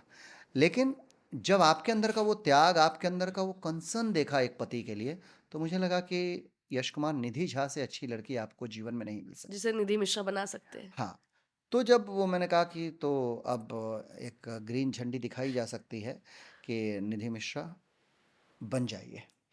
सो मैं सोशल मीडिया के माध्यम से बताता हूँ कि मॉडर्न ज़माना है, लड़के नहीं महसूस करते इन सब चीज़ों को। मैं पर्सनली चाहता था कि मेरी बीवी जब भी रहे उसके मांग में यहाँ से यहाँ तक सिंदूर हो, और वो मैंने कभी बोला नहीं है निधि मिश्रा को, वो खुद करती हैं। माथे पे हमेशा बिंदी हो, वो खुद करती हैं। एक घर में सजी संवरी सी एक खूबसूरत सी इंडियन बीवी हो, वो खुद करती हैं। मैंने इसका प्रेशर नहीं डाला इनके ऊपर, ये इनके अंदर है। तो मैं इस चीज़ के लिए आपसे बोल रहा हूँ कि जैसा मैं सोचता था वैसे ही आप हैं। एक गाना है ना, जैसन सोचले रहली हो ऐसन धनिया मोर बाड़ी, सांवर न गोर बाड़ी हो। लेकिन यहाँ सांवर न गोर नहीं है, गोरी तो आप हैं, सांवला तो मैं हूँ। पर मुझे वो हर चीज़ें हैं, जिस तरीके से आप सुबह उठ करके बिस्तर से उठने के बाद मेरा पैर छूती हैं। मैंने तो कभी नहीं कहा कि आप मेरा पैर छूइए, क्योंकि मेरे घर में आज भी ये संस्कार है कि मैं गांव में जाता हूँ, मेरे से 2 साल का भी बड़ा अगर मेरे खानदान का कोई लड़का हो या मिश्रा टोली का लड़का हो तो मैं पैर छूता हूँ। 2 साल ही बड़ा है वो। मैं एक स्टार हूँ, मेरे को नहीं छूना चाहिए, क्योंकि गाँव के लोग अब छूना भूल गए हैं। मेरे भतीजे जो लगते हैं वो पैर नहीं छूते हैं, मतलब गांव के जो लोग हैं दूर से, चचा गोड़ लाता नहीं, कोई संस्कार विहीन हो गए हैं सब। लेकिन मैं पर्सनली 2 साल का भी अगर बड़ा है तो मैं पैर छूता हूँ। उनको लगे कि साला एक आदमी स्टार होकर के भी जमीन से जुड़ करके रह रहा, कुछ तो सीखो इससे, करेक्ट। परिवर्तन आता है। तो आप मेरा पैर क्यों छूती हैं? मैंने कभी कहा नहीं। आप मंदिर में पूजा करते हैं उसके बाद भी मेरा पैर छूती हैं, मैंने कभी नहीं कहा। तो ये संस्कार आपको आपके घर से मिले जो आप मेरे साथ करती हैं, और मैं चाहता हूं कि हर बीवी अपने पति को रिस्पेक्ट दे। लेकिन अगर आप लोगों को, मैं दर्शकों से भी कहना चाहता हूं कि अगर आपको लगता है कि आपकी पत्नी निधि मिश्रा जैसी होनी चाहिए तो आपको भी यश कुमार जैसा बनना पड़ेगा। मैं अपनी बीवी को रानी बना करके रखता हूं, मैं प्राउडली बोलता हूं। मैं अगर उनके मुंह से उनकी जो भी मतलब रानी बना के रखता हूं, इतना समझ लीजिए कि मैं राजा तभी बनूंगा जब मैं बीवी को रानी बना करके रखूंगा।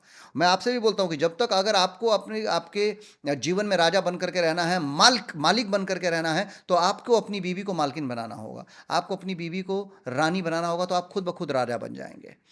और लड़कियों के लिए भी ये मैसेज है कि अगर आप रानी बनना चाहती हैं तो अपने पति को राजा बना करके रखिए, उसे महसूस कराइए कि वो राजा है। जिस दिन वो राजा महसूस कर लेगा, आप खुद ब खुद रानी हो जाएंगी।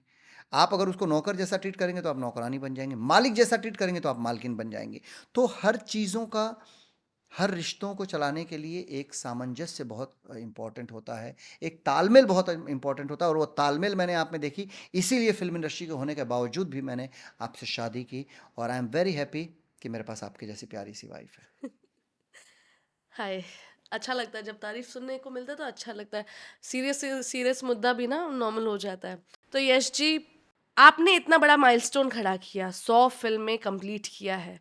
आपसे पहले जितने एक्टर्स मैंने देखा है आए हुए हैं, जो 5 साल पुराने हैं, 10 साल पुराने हैं, उनके भी अभी तक 100 फिल्में कंप्लीट नहीं हुई। तो ये कैसे हुआ इतना जल्दी?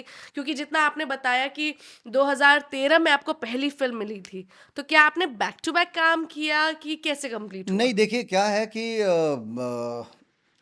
हाँ, एक्चुअली ये एक सुखद अनुभव है कि मेरी 100 फिल्में कंप्लीट हो गई हैं। जब मैं 2013 में आया तो उस समय काफ़ी लोग अच्छे स्टारडम के साथ काम कर रहे थे, लाइक पवन जी थे, खेसारी बाबू थे, दिनेश जी थे, रवि जी थे, मनोज जी ने कम कर दिया था फिल्में करना।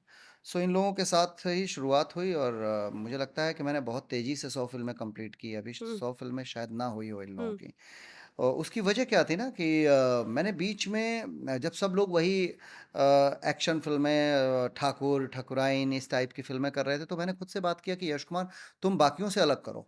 मुझे नहीं पता था कि सैटेलाइट का दौर आ रहा है, हुँ, उस समय सैटेलाइट का दौर नहीं था, लेकिन वो अलग करने के लिए जो मैंने हीरो गमछा वाला, क्या नाम है अपना, दिल लागल दुपट्टा वाली से की बात कर रहा हूँ, इच्छाधारी फिल्म बनाई, कसम पैदा करने वाले की बनाई, तो मैं पारिवारिक फिल्मों की तरफ मुड़ गया। और वो पारिवारिक फिल्म के तरफ मुड़ने का जो मुझे फ़ायदा मिला वो ये हुआ कि कोरोना के बाद थिएटर्स बंद हुए, हुँ, सिंगल स्क्रीन। अब फिल्में थिएटर में चलने की बजाय सैटेलाइट पे चलने लगी। सैटेलाइट पे मेरी चूँकि पारिवारिक फिल्में थीं, तो इतना ज़्यादा डिमांड में आ गया मैं देखते-देखते कि फ़िल्मों की लाइन लग गई। इतनी लाइन लग गई कि महज़ 4 सालों में हुँ। 2019 तक मैंने तकरीबन 18-19 फ़िल्में ही की थी। अच्छा, 2019 तक। अच्छा। 2020, 21, 22, 23 इन 4 सालों में मैंने ये 100 फ़िल्मों का आंकड़ा पार किया। मतलब अगर ऐसे देखूँ तो 2022 में मैंने 1 साल में 24 फ़िल्में की थी। ओह शायद ये वर्ल्ड रिकॉर्ड होगा। मतलब आप अक्षय कुमार का भी वो तोड़ अक्षय रहे हैं। कुमार कहाँ, अक्षय कुमार साल में 3-4 फिल्में करते हैं। हाँ मैंने साल में 24 फिल्में नहीं की बट थी। उनके पास भी तो कंटेंट बहुत सारे होते हैं कि उनकी जितनी फिल्में आती है, जितना मुझे पता है कि नए नए टॉपिक्स पे नए नए हाँ, कंटेंट तो पे वो आते नए नए हैं। टॉपिक्स और नए नए कंटेंट पे काम मैंने करना इसलिए शुरू किया, मैंने शुरू किया। लोगों ने कहा भी कि आप भोजपुरी के अक्षय कुमार हो, आयुष्मान खुराना हो। मैंने कहा नहीं यार, वो लोग बहुत बड़ी चीज हैं यार। हम्म कहाँ अक्षय कुमार, कहाँ आयुष्मान खुराना और कहाँ यश कुमार। यश कुमार जिस इंडस्ट्री में है, भोजपुरी इंडस्ट्री में, तो मैं भोजपुरी इंडस्ट्री के लिए कर रहा हूँ। करेक्ट आप ये बोलिए, मुझे किसी के नाम के साथ अपने नाम को जोड़ने में मजा नहीं आता कि लोग बोलते हैं यार you are like Ajay Devgan, you are like Akshay Kumar. यहाँ बहुत सारे लोग हैं कि उनको लगता है कि मेरे को बोल दें कि यार भैया आप तो सलमान खान हैं इस इंडस्ट्री के, तो वो खुश हो जाते हैं। हाँ मुझे नहीं खुशी मिलती है। हाँ मुझे क्यों खुशी मिले भाई? वो अपनी इंडस्ट्री का सलमान खान है, आप करेक्ट अपनी इंडस्ट्री के फलाना जी बनिए। हाँ वो अपनी इंडस्ट्री का अजय देवगन है, आप अपनी इंडस्ट्री का अजय एग्जैक्टली देवगन बनिए। हाँ वो अपनी इंडस्ट्री का अक्षय कुमार है, आप अपनी इंडस्ट्री का अक्षय कुमार बनिए, अपनी इंडस्ट्री का फलाना करेक्ट कुमार बनिए। करेक्ट करेक्ट सो मुझे किसी के नाम के साथ लोग बोलते हैं कि फलाना जैसे लगते हैं, तो मुझे लगता है कि मैंने किया क्या। लेकिन हम यहाँ खुश हो जाते हैं, कह रहे हमारे भाई साहब तो फलाना इंडस्ट्री के फलाना खान हैं, हमारे इंडस्ट्री में फलाना इंडस्ट्री के फलाना कुमार हैं, फलाना है, फलाना है, फलाना है, हम रोमांटिक हैं, वो फलाना अल्लू अर्जुन है, ये है वो। कुछ नहीं, उन्होंने अपनी इंडस्ट्री में इतना बड़ा मेहनत किया कि उनका अपना एक इंडिपेंडेंट नाम बना। हाँ आप अपनी इंडस्ट्री में मेहनत करिए कि बाहर के लोग ये बोलें कि अरे यस इंडस्ट्री का ये राइट भोजपुरी फिल्म इंडस्ट्री का फलाना सिंह है, ये भोजपुरी फिल्म इंडस्ट्री का क्या नाम है, फलाना यादव है, ये फलाना भोजपुरी इंडस्ट्री का फलाना कुमार है। करेक्ट ये जब बाहर के लोग हमारी तुलना करने लगे, तब हमारी इंडस्ट्री बड़ी होगी। करेक्ट एक अभी सेल्फ इमेज बनाना हाँ, जरूरी है। अभी तो हम इससे खुश हो जाते हैं कि हमको अरे फलाना ये कह रहे हैं, हाँ फलाना वो कह रहे हाँ हैं। मुझे ऐसी खुशी नहीं मिलती। हम्म तो मैं यश कुमार बन करके खुश हूँ, और मेरी जो छोटी सी पहचान है वो खुद के दम पे है, हम्म और मुझे इससे बड़ा अच्छा लगता है। इवन मैं आपको बताऊं, शायद आपके पिटारे में ये सवाल होगा नहीं। हम्म मैं आपको 2-3 वाकयात ऐसी बताता हूँ। जैसे आपने कहा ना, सिंगर आए, सिंगरों की इंडस्ट्री में आने के बाद से क्या-क्या प्रॉब्लम्स मेरे हाँ साथ हुई। मेरे नहीं साथ इस पे मैं आने वाली थी कि आपको क्या कोई भी फिल्मों से नहीं निकाला गया क्योंकि आपने 100 फिल्में कंप्लीट किया है, तो इतना प्यार हो गया था आपको इंडस्ट्री से, या इंडस्ट्री वालों ने आपको एक्सेप्ट कर लिया था कि आपको कोई फिल्म से निकालनी नहीं, नहीं है? मुझे इंडस्ट्री वालों ने प्यार दिया ही नहीं। अच्छा नहीं, मैं ये बोलता हूँ कि जो यहाँ पे बड़े डायरेक्टर हैं, हम्म और मैं किसी को बड़ा नहीं मानता। हाँ बड़ा वो एग्जैक्टली है जिसने मुझे 100 फिल्मों तक पहुँचाया। हाँ मेरे साथ काम किया हुआ हर डायरेक्टर बड़ा देखिए है। काम काम होता है, जिसने वो मेरे साथ डायरेक्टर डायरेक्टर जिसने होता मेरे है। साथ काम नहीं किया, मैं उसको बड़ा नहीं कहता हूँ। करेक्ट इसलिए नहीं कहता हूँ, मेरे लिए विशाल वर्मा बड़े हैं। हाँ इसलिए विशाल वर्मा बड़े हैं कि विशाल वर्मा ने एक ऐसे लड़के को लॉन्च किया, हाँ पहली फिल्म से उस आदमी ने लोहा मनवा दिया कि यार ये कौन सा एक्टर आया है। तो मैं उस डायरेक्टर को, मेरे लिए विशाल वर्मा से बड़ा डायरेक्टर कोई नहीं है, क्योंकि सब लोगों ने सिंगरों को लॉन्च किया, हाँ सब लोग सिंगरों पे दाव खेले। जितने भी डायरेक्टर हैं जो अपने आप को बोलते हैं कि मैं बड़ा हाँ डायरेक्टर हूं, हाँ तो आप बड़े डायरेक्टर हैं, तो मैं उस दिन आपको बड़ा मान लूंगा कि एक नए लड़के को लीजिए जिसको कोई नहीं जानता, और एक हिट फिल्म और एक चर्चित फिल्म बना के दिखा दीजिए, देन मैं मान जाऊंगा आप बड़े डायरेक्टर हैं। वरना किस बात के बड़े डायरेक्टर? करेक्ट आज आप बड़े बनते हैं कि आप फलाना जी के साथ काम कर लिए, अरे मैं बड़ा डायरेक्टर, मैं तो फलाना जी को लेकर काम करता हूं, मैंने ढिमकाना जी को लेकर के काम किया, मैं बड़ा डायरेक्टर, मैं बड़ा बड़ा डायरेक्टर डायरेक्टर। क्या होता तो है? आप स्टार को लेकर बना रहे हो हिट फिल्म, तो किस बात के डायरेक्टर यार? हाँ आप एक नए लड़के को लेकर के फिल्म बना दो और वो फिल्म चल जाए, तब मैं बोलूंगा कि आप बड़े डायरेक्टर हो। Right. राजा मौली को यह कहलाने का हक है कि राजा मौली इस पूरे हिंदुस्तान के सबसे ग्रेट डायरेक्टर हैं। क्यों? क्योंकि उन्होंने स्टार सन को लेकर के मगधीरा जैसी फिल्म बनाई थी, उसके बाद एक मक्खी को लेकर के फिल्म बना दी और फिल्म ब्लॉकबस्टर हो गई। उसमें तो Correct. कोई हीरो नहीं था, बिल्कुल एक मक्खी हीरो थी। हाँ तो जब राजा मौली, अगर आज की डेट में बोलते हैं कि आई एम द बॉस, मैं वो हूं, तो वो समझ में आता है कि he is the deserving director कि जिसने विदाउट हीरो ब्लॉकबस्टर बना दिया। लेकिन आप लोग स्टारों को लेकर के भी फ्लॉप फिल्म बनाते हो, स्टारों को लेकर के थोड़ी नहीं, बहुत पर चल यहाँ जाती पे है। ये है ना यश जी, जितना देखिए यहाँ एक चीज जो मैंने खुद पर्सनली देखा है कि एक कोई भी फिल्म XYZ आ जाए, कोई भी स्टार का या कोई भी एक्टर, स्पेशली जो नोन है, जिसे लोग जानते हैं, जो कुछ चुनिंदा है, तो वो पहली फिल्म आते ही ब्लॉकबस्टर बम्पर हिट हो जाती है, पता है सुपर डुपर हिट। तो ये क्या सच्चाई है? पहले होती थी, हाँ आज के 4 साल पहले अगर आप बात करें तो बॉक्स ऑफिस से पैसे बहुत आते थे। हाँ लेकिन आज के डेट में कोई स्टार नहीं। नहीं, बट प्रॉब्लम ये है कि जितना हम देखते हैं, क्योंकि देखिए एज एन एक्टर तो एक्टर हैं ही हम, एज एन क्रिटिक भी अगर हम देख रहे हैं तो जितने फलाने एक्टर्स ने डाला है, हर एक्टर्स की फिल्म हिट है। तो सारे एक्टर्स की फिल्म हिट है कि फेक है फ्लॉप? जी, ये देखिए हिट क्या फ्लॉप है, का मैटर क्या देखिए है? मैं यहाँ पे एक अभिनेता के रूप में बात नहीं करूंगा, मैं एक निर्माता के रूप में बात कर रहा हूँ, हम्म। क्योंकि मैंने 2020 में अपनी कंपनी शुरू की थी, यश कुमार एंटरटेनमेंट। तो एक सच्चाई ये है कि हमारे पास सैटेलाइट नहीं होती ना, हम्म। अगर सैटेलाइट नहीं होती हाँ। तो किसी एक्टर को लेकर के कोई फिल्म ही नहीं बनाता। अच्छा। हाँ, किसी भी मेल एक्टर को लेकर के कोई फिल्म नहीं बनाता, उसमें यश कुमार भी हैं, उसमें फलाना जी भी हैं, ढिमकाना जी, किसी एक्टर को लेकर फिल्म कोई नहीं बनाता अगर सैटेलाइट नहीं होता तो। ओके। वजह क्या है कि 2020 के बाद हाँ। कोई ऐसी फिल्म नहीं है, आप 3 करोड़ की बना लीजिए, 4 करोड़ की बना लीजिए, आप हवा मचा दीजिए, प्रोड्यूसर को बोलिए कि रुपए में बोरे में भर के जाएंगे, कुछ भी कर लिए, पर सच ये है कि बॉक्स ऑफिस पे कोई स्टार ऐसा नहीं जो 25 लाख 30 लाख कमा के दे, कोई स्टार नहीं है, और ये सच्चाई है। इवन उसमें मैंने भी इच्छाधारी जैसी फिल्म से हमने ऑल ओवर इंडिया से करोड़ से ज्यादा रुपए कमाए, हम्म। लेकिन आज के डेट में फिल्में नहीं देती हैं क्योंकि दर्शक नहीं जा रहे हैं देखने। पर दर्शकों आज की भी फिल्म तो लोगों की film super hit, bumper hit, पता नहीं वो क्या तो क्या हिट है। वो तो देखिए क्या है, प्रोड्यूसर का कलेजा जानता है कि कितना आ रहा है। उसको लिखने के लिए तो मैं भी अभी फिल्म रिलीज कर रहा हूँ, या जो मेरी फिल्में रिलीज हो रही हैं मैं लिख दूं, लेकिन प्रोड्यूसर इसके लिए बधाई का पात्र है कि जिस वक्त में फिल्में नहीं रिलीज हो रही हैं, जिस वक्त में थिएटर से पैसे नहीं आ रहे हैं, उस वक्त में भी थिएटर में फिल्म रिलीज करना ये कलेजे का काम है, अपना पैसा लगा करके। और मैं हर प्रोड्यूसर को बोलता हूं कि वो बहुत अच्छा काम कर रहे हैं, चाहे वो यश कुमार हो, चाहे वो XYZ इंडस्ट्री के जो भी प्रोड्यूसर्स हैं, मैं सबका नाम लेने जाऊं तो बहुत सारे लोग रिलीज करते हैं, सब बधाई के पात्र हैं, जो हम कोशिश में लगे हुए हैं कि दर्शक हमारे वापस सिनेमा घर में आए। लेकिन दर्शक इसलिए नहीं आते हैं कि देखिए, एक वक्त मेरे को बहुत अच्छे से याद है कि 2018 तक ये मैंने देखा है कि किसी का बर्थडे होता था तो सारे एक्टर जाते थे, किसी का कोई फिल्म का मुहूर्त हो रहा है तो सारे एक्टर जाते थे, किसी की स्क्रीनिंग हो रही है तो सारे एक्टर जा रहे हैं। फिर इस इंडस्ट्री में कुछ लोगों ने मिलकर के जातिवाद का ऐसा जहर घोला कि आज के डेट में दर्शक बंट गए हैं। यूनिटी नहीं रहा। यूनिटी नहीं रहा आज के डेट में। दर्शक फला, मैं सिंह, मैं यादव, मैं फलाना, मैं ढिमकाना, दर्शकों को कौन बांटा? आप भोजपुरी इंडस्ट्री के रोल मॉडल हैं, आप भोजपुरी इंडस्ट्री के बड़े कलाकारों में एक आते हैं, तो आप सोशल मीडिया पे आकर के जातिवाद का जहर घोलते हैं, ये गलत है। और यही वजह है कि दर्शक ऐसे बटे कि आज किस बात के स्टार हो आप लोग, किस बात के स्टार? आप फलाना स्टार, आप फलाना स्टार, आप फलाना स्टार, आप फलाना स्टार, सब तो फलाना फलाना। हर आदमी ने अपना एक स्वयं घोषित एक टाइटल रख लिया है कि मैं फलाना हूं, मैं फलाना हूं, मैं फलाना हूं, मैं हाँ। फलाना हूं, मैं फलाना हूं। हाँ। ठीक है, सब फलाना स्टार हैं, लेकिन कोई भी फलाना स्टार बॉक्स ऑफिस से एक 40 आपकी 3 करोड़ की फिल्म बनती है, 2 करोड़ की, 2.5 करोड़ की फिल्म बनती है, 3 करोड़ की फिल्म 30 लाख रुपए लेकर के नहीं आ रही है, किस बात के स्टार आप? तो मैं यही आपसे पूछना चाहूंगी, आप भी क्योंकि एक एक्टर हैं और इतना काम आप कर चुके हैं, तो प्रोड्यूसर्स की क्या वो प्रॉब्लम होती है कि उनको पता है कि ये एक्टर से फिल्म नहीं चल रही है, ये एक्टर हमें बहुत नचा रहा है, हमें डेट्स नहीं दे रहा, बट फिर भी उन्हीं को लेकर के काम करना है? चमचागिरी और गलत मार्केटिंग। हाँ। जो मार्केट के हैं, जिनको पता है फलाना का नेचर, तो फलाना से काम करवा लेंगे अपनी शर्तों पे, अच्छा। पर इसमें शिकार होता है नया प्रोड्यूसर। अभी अभी एक हीरो ने एक प्रोड्यूसर के साथ काम किया हुआ है। एक हीरो की क्या इमेज रह गई, मतलब माँ से लगाए, बहन से लगाए, क्या क्या गाली मेरे सामने वो स्टार को नहीं दे रहा था कि सिर्फ मेरा जूता बच गया था उसके ऊपर चलाना, बाकी मैंने हर काम किया। अच्छा। हाँ।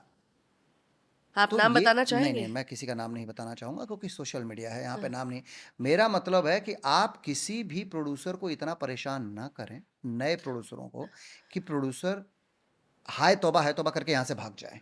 वजह क्या है, जब प्रोड्यूसर आएगा ना बॉस, तो एक प्रोड्यूसर 400 घर में रोजी रोटी देता है। एक सेट पे काम करने वाले 100 लोग होते हैं। मैं नॉर्मल पति पत्नी और उनके 2 बच्चे 4 के हिसाब से ही जोड़ता हूं, तो 400 लोगों के परिवार को रोजी रोटी एक एक प्रोड्यूसर प्रोड्यूसर दे देता रहा है। है। तो उस प्रोड्यूसर को आप भगवान तुल्य इमेज, उसको इज्जत दें, उसकी रिस्पेक्ट करें। घाटा मुनाफा एक अलग की चीज होती है, लेकिन प्रोड्यूसर जब रो रो करके फिल्म बनाता है, आज कितने लोग आए बॉलीवुड के बड़े बड़े प्रोड्यूसर आए भोजपुरी इंडस्ट्री में, बड़े बड़े लोग आए और सब वापस चले गए। किसके लिए? चुतियापों की वजह से। ये चुतियापा किसने किया? स्टारों ने मिलकर के किया। अगर स्टार सोच लेते कि हम वाकई स्टार हैं, आज साउथ की इंडस्ट्री में आप जाकर के देखिए कि अगर कोई फिल्म बनती है तो एक छोटी से छोटी फिल्मों में बड़े से बड़े एक्टर आकर के उसमें कोलैब करते हैं साथ में, ताकि वो सिनेमा बड़ा हो, ताकि वो फिल्में बड़ी हो। एक हनुमान करके अभी आई थी, देखिए छोटी सी फिल्म कितनी बड़ी बहुत हिट हो प्यारी गई। फिल्म थी। सुनने में आया कि उसके पार्ट 2 जो आ रहा है उसमें बहुत बड़ा कोई अभिनेता उसमें नहीं, तो वहाँ यूनिटी है। इस हमारे यहाँ हमारी यूनिटी नहीं इंडस्ट्री है। का प्रॉब्लम है कि यहाँ यूनिटी नहीं है। यूनिटी की बात आपको बताऊं, मुझे एक वाकयात याद है कि मैं एक स्टार के साथ एक शो था और मैं बाई रोड, हम लोग बिहार जा रहे थे, तो रास्ता लंबा था, हमारे साथ एक अभिनेत्री भी थी। तो रास्ता लंबा था, तो हम लोगों ने ऐसा हुआ कि ड्रिंक करेंगे, और ठीक है चलो, सब करते हैं लाइफ में, कौन ड्रिंक नहीं करता है। तो ड्रिंक करने, तो ड्रिंक चढ़ने के बाद उन्होंने कहा कि बाबा आपको पता है हमने आपको कई फिल्मों से निकाला है। अच्छा। हाँ, उन्होंने सामने से कहा, तो चढ़ गई होगी, इमोशन जग गया। तो मैंने कहा कि मुझे पता है, 2 फिल्मों का नाम मैंने खुद बताया उनको।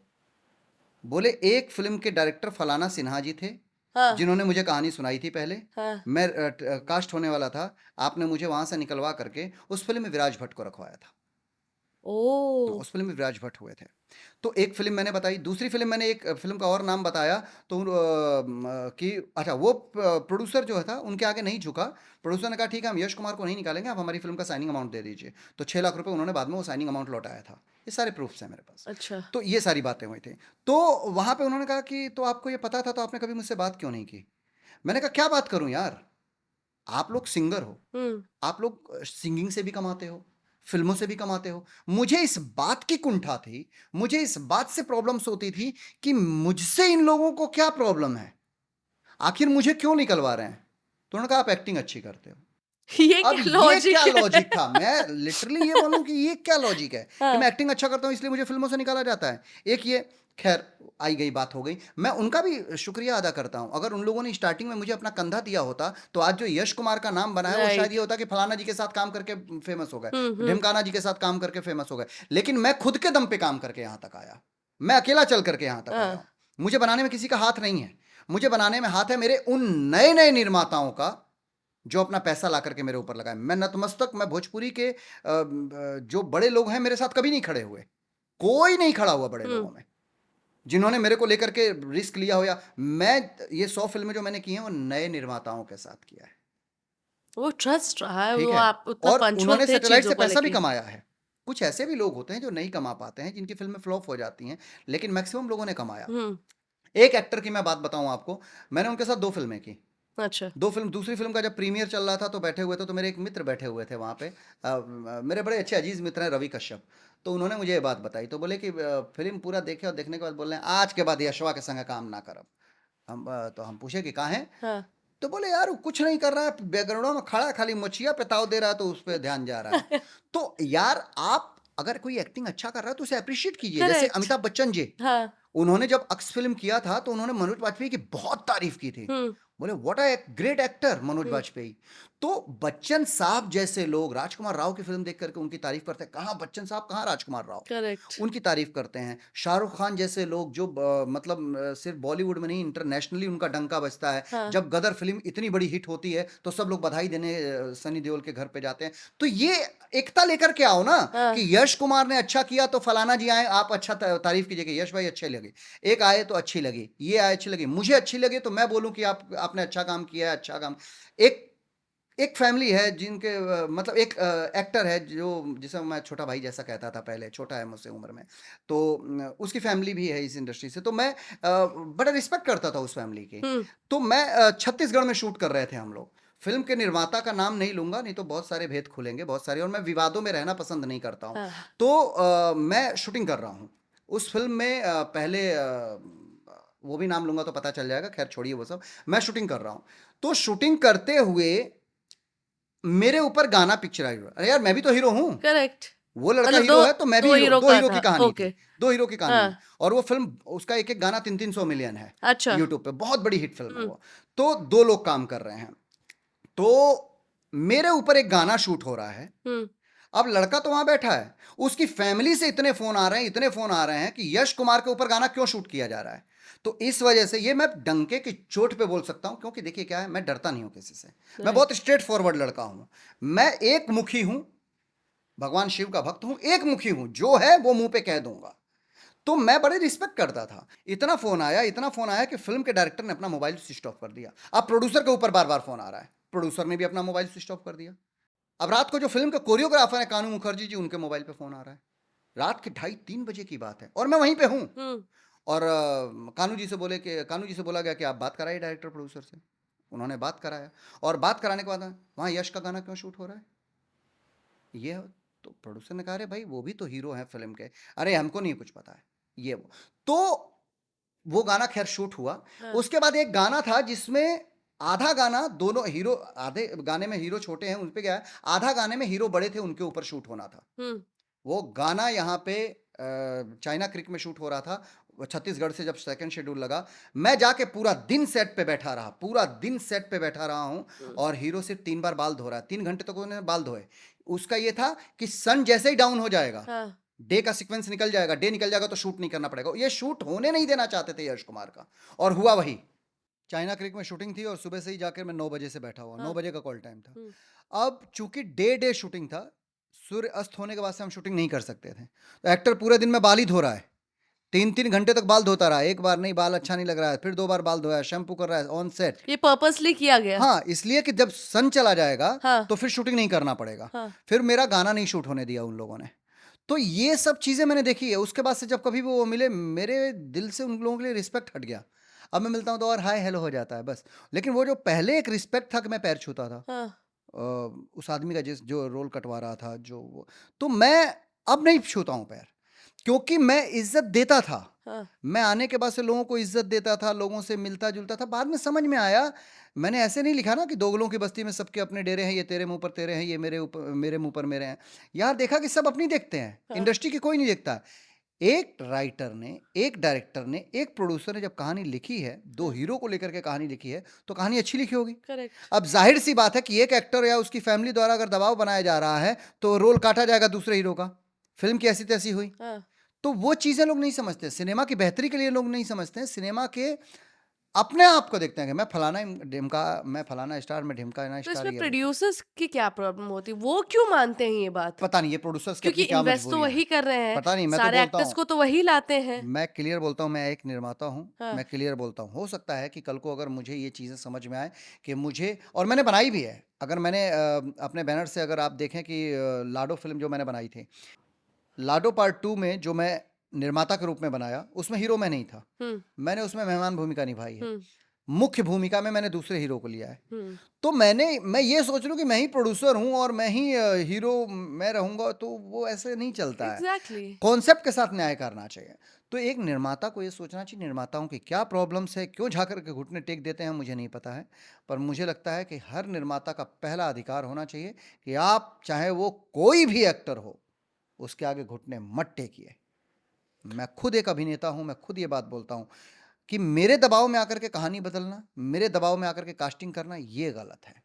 आपको उस फिल्म के लिए जो सही लगे उसको लीजिए, और बकायदा उससे एग्रीमेंट करवाइए कि भाई आप जो पैसा ले रहे हैं, हमारे और आपके बीच में जो मेहनताना तय हुआ है, मैं वो मेहनताना दे रहा हूं।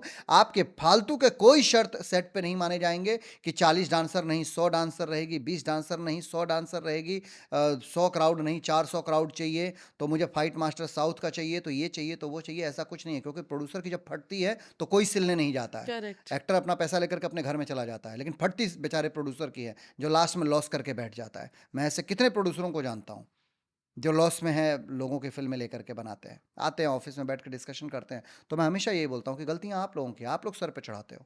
आपने एग्रीमेंट किया, आप पैसा दे रहे हो, तो एसोसिएशन है ना, आप एसोसिएशन में उनके खिलाफ कंप्लेन कर सकते हो राइट। कि भाई मैंने इनको लिया हुआ है, ये फिल्म मेरे हिसाब से इन्होंने जो पैसा कहा है मैं वो पैसा दे रहा हूँ, मैं जैसा चाहूँगा वैसी फिल्म बनेगी। लेकिन आप लोग सेट पे कि अरे यार फलाना जी नाराज हो जाएगा, ढिमकाना जी नाराज हो जाएगा, उसमें प्रोड्यूसर की जो फाड़ देते हैं वो गलत है। एक और ये भी सवाल पूछना चाहूँगी कि स्पेशली इस इंडस्ट्री में होता तो हर जगह है, लेकिन यहाँ पे ऐसा है कि कोई नई लड़की आई या कोई XYZ हीरोइन है, जैसे मेरा आपके साथ अफेयर हो गया है, तो मैं ये कहाँ ये कुछ अग्रीमेंट लिखवाया जाता कि मुझे आपके साथ ही काम करना है, किसी और के साथ नहीं, क्योंकि किसी और के साथ करूँगी तो आप मुझको ब्लॉक करेंगे, आप मुझसे बात नहीं करेंगे, आप मुझे फिल्मों से निकालेंगे। देखिए क्या है कि ये इंडस्ट्री बुरी नहीं होती है। भोजपुरी इंडस्ट्री ने ना जाने कितनों को घर बार दिया, ना जाने कितनों को रोजगार दिया, ना जाने कितनों का करियर बनाया, तो ना जाने कितने प्रोड्यूसरों को बर्बाद भी किया। तो इंडस्ट्री कोई बुरी नहीं होती है, इंडस्ट्री में काम करने वाले लोग बुरे होते हैं। मुझे ये गलतफहमी हो जाएगी कि मैं बाप हूं इंडस्ट्री का, तो मेरे पास जो लड़की आएगी सिर्फ मेरी बन करके रहनी चाहिए, वो दूसरे के साथ काम नहीं करनी चाहिए, यही गलत है। या तो आप किसी भी लड़की को अपने ग्रुप में रख रहे हैं तो आप क्लियर बोल दीजिए कि भाई साल की 6 फिल्में दिलवाएंगे और साल के 12 गाने दिलवाएंगे। एक बेचारी लड़की काम करने आती है तो हो सकता है कि उसको अपना घर चलाना हो हो सकता है उनको अपनी फैमिली चलानी हो, लेकिन आपने तो बांध करके रख लिया अपने शौक के लिए, अपनी फ़ायदे के लिए, अपने वट एवर। बच्चा कोई नहीं है, सब जानते हैं क्या होता है क्या नहीं होता है। लेकिन वो लड़की जो बेचारी तड़प रही है हम्म। या दूसरे के साथ काम करने गई, आपने उसे ब्लॉक कर दिया, आपने अपने बाकी के लोगों को बोल दिया उसे गाली दो, ये इंडस्ट्री की गलत चीज़ है। नहीं, बट इस चीज़ों में चलिए ये तो नेगेटिव वे में बहुत सारी ऐसी हीरोइन जैसे गर्लफ्रेंड बॉयफ्रेंड है, तो बॉयफ्रेंड बोलेगा मेरी गर्लफ्रेंड को ही रखो, 10 फिल्में यही करेगी, 20 फिल्में यही। तो जो डिजर्विंग हीरोइन है या जो करना चाहती है, जो नहीं है, उनको मौका नहीं मिल भाई पाता मैं है। नहीं समझता हूँ कि ऐसी क्या मजबूरियाँ होती हैं कि गर्लफ्रेंड हीरो लोग हीरोइनों के आगे दब जाते हैं कि नहीं हर फिल्म में यही हीरोइन होनी चाहिए। यार दर्शक भी बोर हो जाते हैं हर फिल्म में एक ही कपल्स देख करके, एक ही जोड़ा देख देख करके। ऐसी क्या मजबूरियाँ होती है, ऐसी क्या मजबूरी डाल देती है लड़की की, लड़का उसके आगे झुक जाता है कि नहीं हर फिल्म में यही हीरोइन होंगी। मैं बोलता हूँ कि भैया ठीक है मेरी कंपनी है, जो कॉन्सेप्ट में फिट बैठे उसे हीरोइन रखवाइए, चाहे वो आपकी गर्लफ्रेंड हो या एक आउटसाइडर हो। करेक्ट। हर लड़कियों को काम मिलना चाहिए, हर लोगों को काम मिलना चाहिए। दूसरा इसमें मैं एक छोटी सी बात बताऊं कि जो लड़कियां बाहर काम नहीं कर पा रही हैं या बाहर निकल रही हैं तो उनको लोग सीरियस नहीं ले रहे हैं, उसमें भी लड़कियों की गलती है। हम्म। आजकल का माइंडसेट लड़कियों का बहुत अलग हो चुका है। बहुत सारी लड़कियां आते ही सोचती हैं कि मैं फलाना म्यूजिक कंपनी के मालिक को पकड़ के चिपक जाऊंगी तो वो 10 एल्बम दे देंगे, फिल्में दे देंगे। मैं फलाना म्यूजिक कंपनी के मालिक को पकड़ के चिपक जाती हूँ तो मैं फलाना जी को पकड़ के चिपक जाती हूँ, बड़े प्रोड्यूसर हैं। मैं फलाना हीरो को पकड़ के चिपक जाती हूँ, बड़ा स्टार है, मेरे को वो मिल जाएगा, ऐसा मिल तो जाएगा, सेल्फ वैसा मिल रिस्पेक्ट जाएगा। रहा कहाँ? तो लड़कियां सेल्फ रिस्पेक्ट के लिए आ भी नहीं रही हैं। मैं ऐसी बहुत सारी लड़कियों को जानता हूं कि आती हैं तो पहले चिपक करके बैठ जाती हैं। तो हीरो भी कहां गलत हुआ फिर? जब आपको चाहिए था वो हीरो, आप चिपक करके उस हीरो के साथ रहीं, हम्म। आपको बैक टू बैक उस हीरो ने फिल्में दिलाई, बाद में नहीं जमा, जब आपको निकाल करके फेंका तो फिर हीरो कहां गलत हो गया? वो फिर तो हीरो भी गलत नहीं है। हीरोइने जब बड़ा हीरो मिल जाता है तो उनको लगता है कि मेरे से बड़ी कोई नहीं और इंडस्ट्री के बाकी के हीरो बेवकूफ है। पर ये कब तक? ये चलता रहेगा, कब तक? जब तक अज्ञानता है तब तक चलती रहेगी। जिस दिन बहुत पढ़े लिखे लोग आएंगे, जिस दिन लोग काम सिर्फ काम करने के नियत से लोग आएंगे, उस दिन इस इंडस्ट्री का उद्धार हो जाएगा। लड़कियों को यह भूलना पड़ेगा कि मैं फलाना स्टार को पकड़ लूंगी तो मैं स्टार बन जाऊंगी, उस दिन लड़कियों का उद्धार हो जाएगा। लड़कों को जिस दिन लग जाएगा कि लड़कीबाजी के अलावा हमें काम पे भी फोकस करना है, उस दिन इंडस्ट्री का ग्रोथ हो जाएगा। तो यही रीज़न है जिसकी वजह से थिएटर्स बंद हो गए, बिकॉज ऑब्वियसली ऑडियंस बोर हो गया। और आज जो स्पेशली कॉन्सेप्ट चल रहा है टीवी पर, क्योंकि अब सैटेलाइट का लोगों को टीआरपी चाहिए, जो आजकल टीआरपी जितना अब हो गया है कि अब विमेन ओरिएंटेड, फीमेल ओरिएंटेड, तो हीरो का क्या? आजकल के हीरो जो हैं वो हीरोइन बन गए हैं और हीरोइनें हीरो बन गई हैं। हम्म। हाँ, क्या है कि थिएटर से दर्शक गायब होना लाजमी था जब एक ही जैसा एक ही, मतलब आप पिछले, मैं 5-7 साल 8 साल पहले जा करके मैं बात कर रहा हूँ कि ये कोरोना के पहले की बात बता रहा हूँ। 2015-16 के बाद एक ऐसा दौर आ गया कि हर फिल्मों में एक ही हीरो एक ही हीरोइन, एक ही हीरो एक ही हीरोइन, एक ही कैरेक्टर आर्टिस्ट। लगता ही नहीं था कि किसी फिल्म का, ऐसा लग रहा था कि टाइटल बदल करके सेम पोस्टर चिपका दिया गया है, टाइटल बदल के सेम पोस्टर चिपका दिया गया है। अब लोग अपने पर्सनल मजे के लिए कर रहे थे या उनका क्या स्वार्थ था मुझे नहीं पता है। मैंने भी बैक टू बैक फिल्में की, सबसे ज्यादा फिल्म की है, Correct. लेकिन मैंने किसी हीरोइन को पकड़ करके उसी के साथ नहीं काम किया मैंने कि यही लड़की मेरे साथ रहेगी। ऐसा नहीं है कि लड़कियां मेरे से जुड़ना नहीं चाहिए, ऐसा नहीं है कि लड़कियां मुझसे मिली नहीं कि मुझे आपके साथ काम करना है, पर मैंने सबको काम दिया विदाउट एनी किसी शर्त। मैंने कोई शर्त नहीं रखी कि मेरे साथ ये करना पड़ेगा वो करना पड़ेगा। आप काम करने आई हो, आपको काम डिजर्विंग लगता है, आप काम करिए। और मैंने हर लड़कियों को काम दिया है। मैक्सिमम नई लड़कियों को काम मैंने दिया है इंडस्ट्री में। जितनी भी नई लड़कियां, मतलब मैक्सिमम बोल रहा हूँ, जितनी भी नहीं, सबको नहीं कहूँगा, लेकिन मैंने बहुत सारी नई लड़कियों को ब्रेक दिया है इंडस्ट्री में जो अच्छा काम कर रही हैं। तो आपको क्या लगता है अभी इंडस्ट्री मार्केट जिस तरीके से, जिस डायरेक्शन में जा रही है कि सास बहू सास बहू सास बहू ही चाहिए, क्योंकि आपका एक ऐसा नाम है जो यश कुमार हर एक फिल्म में कुछ नया लाते हैं, कुछ नया करते हैं, नया क्रिएशन होता है, तो क्या अब ऑडियंस उससे भी बोर हो गई है कि उनको सिर्फ सास बहू चाहिए? अभी फिल्में चैनल की हो गई हैं, थिएटर से फिल्में खत्म सी हो गई हैं। अब थिएटर से भागते भूत की लंगोटी भली जैसा कुछ बिजनेस हो गया तो हो गया, वैसे होता नहीं है। अब सारा बिजनेस चैनल पे आ गया है। चैनल, ये कुछ प्राइवेट बातें हैं जो मुझे नहीं लगता है कि यहाँ कहना चाहिए। अगर मेल लोगों की बात करें तो एक दो नहीं, मेरे ख्याल से 25-50 ऐसी मेरी फिल्में हैं जिसने टॉप रेटिंग दिया है, back to back top rating दिया है। ये भी कहा जाने लगा था, ये भी कहा जाता है कि यश कुमार मेल एक्टर में सबसे ज़्यादा रेटिंग देने वाला हीरो है, और दिया भी है मैंने। लेकिन बीच में सिनेमा थोड़ा सा ऐसा हुआ कि कुछ फीमेल ओरिएंटेड फिल्में बड़ी अच्छी चल गई, सास बहू। बाद में वो सास बहू का दौर ऐसा चला कि आज के डेट में मैक्सिमम फिल्में सास बहू पे बनने लगी हैं। इसी बीच में मेरी कई ऐसी फिल्में आई हैं जिन्होंने टॉप रेटिंग दी है, एक दो फिल्में ऐसी भी आई जो नहीं चली। लेकिन इसका ये मतलब नहीं है कि सिर्फ सास बहू ही चलेगा। हर साल 2 साल 4 साल बाद ना एक दौर आता है, वो दौर ऐसा होता है कि जिसमें एक जैसी फिल्में चलनी शुरू हो जाती हैं, फिर एक दौर उसका खत्म होता है, फिर नया दौर हाँ, आता है। मतलब पहले ठाकुर का फैमिली, जैसे मैंने उसके बिटिया बाद छठी नाग माई के नागिन, मैंने फिर बिटिया बिटिया छठी माई बिटिया के, छठी माई के करेक्ट। बनाई थी, तो वो इतनी बड़ी हिट हो गई कि ना भूतो ना भविष्य तो। मतलब अगर बिटिया छठी माई के का ऑल टाइम रेटिंग निकाल दिया जाए तो भोजपुरी के इतिहास में उतनी बड़ी हिट कोई फिल्म नहीं है। अच्छा। ठीक है, तो अब उस समय लोगों को लगा कि छठी माई पे ही बनाते हैं, तो back to back back to back back to back छठी माई की याद आती है। अभी भी छठी माई की 2-3 फिल्में करेक्ट, बनी हैं, हाँ। लेकिन वो छठी माई याद कैसे आई? यश कुमार ने किया बिटिया छठी माई के, तो लोगों को लगा अच्छा छठी माई भी कुछ होती हैं हाँ। बिहार में या यूपी में, तो चलो अब फिल्म बना लेते हैं, क्योंकि फिल्म बड़ी हिट हो गई। राइट। कंटेंट पे काम करना, आज मेरे पीठ पीछे ये सारी बातें करते हैं, लेकिन मेरे मुंह पे आकर के नहीं कहते हैं, क्योंकि वो मेरी तारीफ कर देंगे तो बाकी के स्टार बुरा मान जाएंगे या बाकी के लोग छोटे हो जाएंगे। तो पीठ पीछे आकर के सब कहते हैं कि यश कुमार ने ही कंटेंट पे काम करना इस इंडस्ट्री में शुरू किया था, यश कुमार ने ही पारिवारिक सिनेमा का दौर लेकर के आया इस इंडस्ट्री में। लेकिन मेरे पीठ पीछे लोग बोलते हैं, सामने आकर के बोलते हैं, तो उनको ईगो हर्ट तो होता यही है। प्रॉब्लम है ना हमारे भोजपुरी इंडस्ट्री की, कि देखा जाए तो सबसे ज्यादा कही जाने वाली भाषा है ये, और 50 साल से पुराना ये इंडस्ट्री है। लेकिन साउथ पीछे आकर के आज इतना हिट हो गया है, लोग साउथ की फिल्में देखते हैं, टिकट्स लेके महंगी महंगी 1000 करोड़ तक क्रॉस होता है। भोजपुरी में ऐसा क्यों चल रहा है, और ये क्या है जो भोजपुरी आज तक आगे नहीं बढ़ पाया? और भोजपुरी में भोजपुरी अब मुझे कंप्लीट करने दीजिए हाँ, कि भोजपुरी आज भी जो एजुकेटेड लोग हैं, अब देखें आप और मैं करते हैं तो हमारी फैमिली को पता है कि भोजपुरी क्या है, लेकिन जो बाहर वाले लोग हैं उनके लिए भोजपुरी इज लाइक ये एक्सप्रेशन ये आता है क्योंकि भोजपुरी लोगों को लगता है कि छीछा लेदर वाली चीज़ है, या गंद फैलाती है, गंदी चीज़ें है, डबल मीनिंग है। इस पे क्या कहना चाहेंगे आप?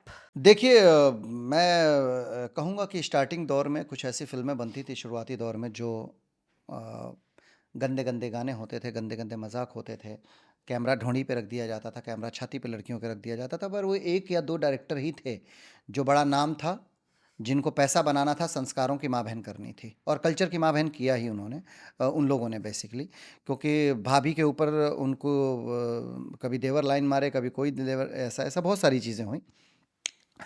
लेकिन फिल्मों से ज़्यादा जो अश्लील माना गया, फिल्मों से ज़्यादा जो अश्लीलता, भोजपुरी का जो नाम खराब है कि अश्लीलता बहुत होती है, वो फिल्मों में उतना नहीं होता है जितना एल्बम्स की दुनिया में होती है। मैं ऐसे कितने सिंगरों का आपको बता दूंगा, आप यूट्यूब पे उठा करके देखेंगी, देवरा ढोड़ी चटनावा, हम्म।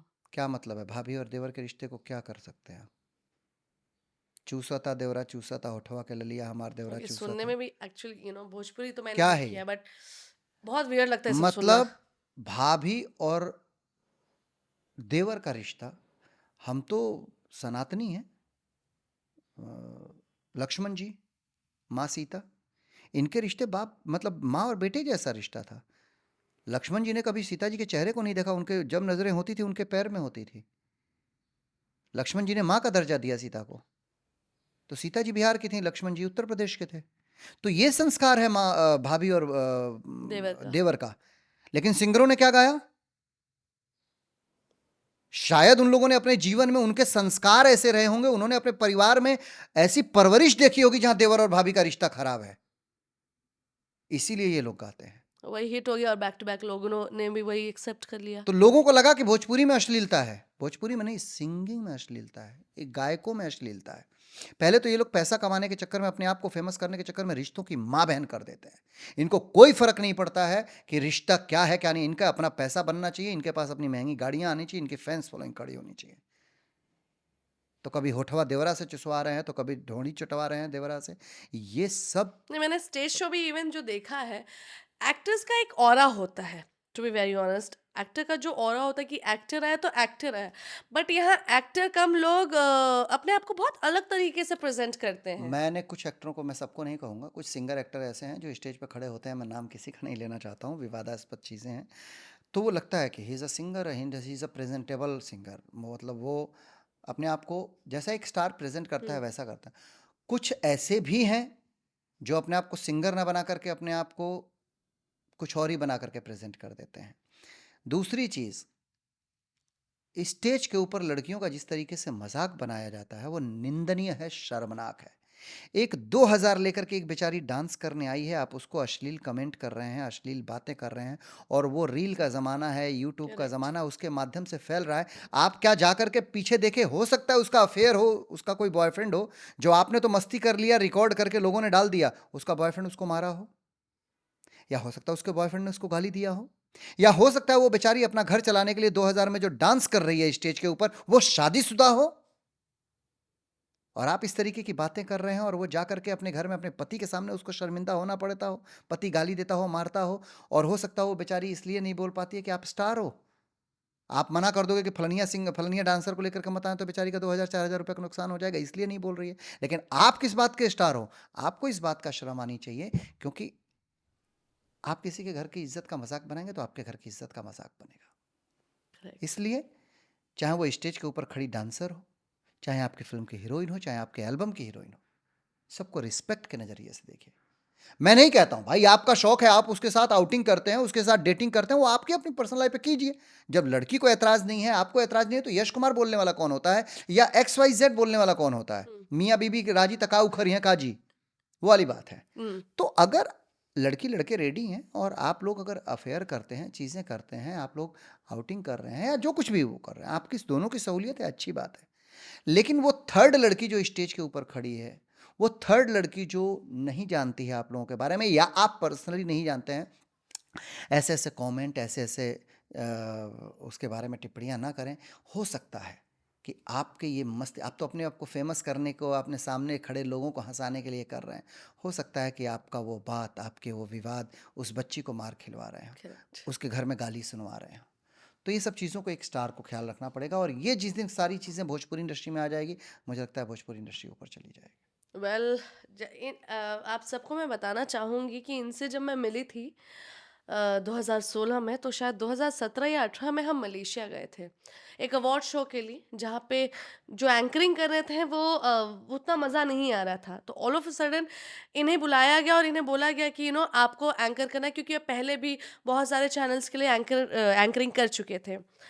बट तब क्योंकि मैं इन्हें नई नई जान रही थी और हमने ऑलमोस्ट डेटिंग शुरू किया था, तो एक एक्टर जिसे कुछ नहीं पता है कि कौन आने वाला है, कौन नहीं आने वाला है, हमारे लिए टेलीप्रॉम्प्टर होता है, जो सामने हम देख देख के पढ़ते हैं कि हमें क्या बोलना है। ये आदमी ये डायरेक्टली स्टेज पे गए, इन्हें बता दिया गया कि बस ये है मुद्दा, ये है मुद्दा। इन्होंने non stop I guess 15 minute तो ऐसे ही बोला और हंसाया है। तो इनको मैंने बकायदा ना बोलने में ऑस्कर अवार्ड दिया है। उसी तरह आपने जिस बेहतरीन तरीके से हम सबको बताया है कि क्या सच्चाई है, क्या प्रॉब्लम्स है और कैसे भोजपुरी इंडस्ट्री सुधरा जा सकता है, तो इसके लिए मैं आपका धन्यवाद कहना चाहूँगी। और आपने इतना खुले विचार रखे बिना किसी लाग लपेटे के, तो थैंक यू सो मच। यही मैं चाहती थी कि हमारे जितने भी गेस्ट आए, और पहले तो मेरे पति हैं, तो दिल से बात करें। दिल की बात दिल से निकलेगी ना, तो वो आप सबके दिल पहुँचेगी। तो थैंक यू सो मच कि आपने इतना ज़्यादा बोला और दिल से बोला। तो ये जो सीरियस क्वेश्चन है बहुत हो गया। आइए एक छोटा-सा गेम खेलते हैं यश जी के साथ और देखते हैं कि उनका क्या जवाब आता है, ताकि उसके बाद उनको रिएक्शन भी मिलेगा। तो आप लोग बने रहिए, और जो लोगों ने सब्सक्राइब नहीं किया प्लीज़ जाके सब्सक्राइब कीजिए निधि झा ऑफिशियल को। तो यश जी, एक छोटा-सा गेम मैं आपके साथ खेलूँगी।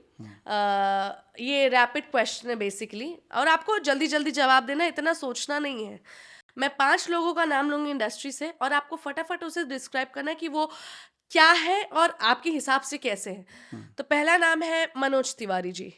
अ, एक कुशल राजनेता, बहुत बेहतरीन राजनेता, और एक बेहद ही मृदुभाषी इंसान।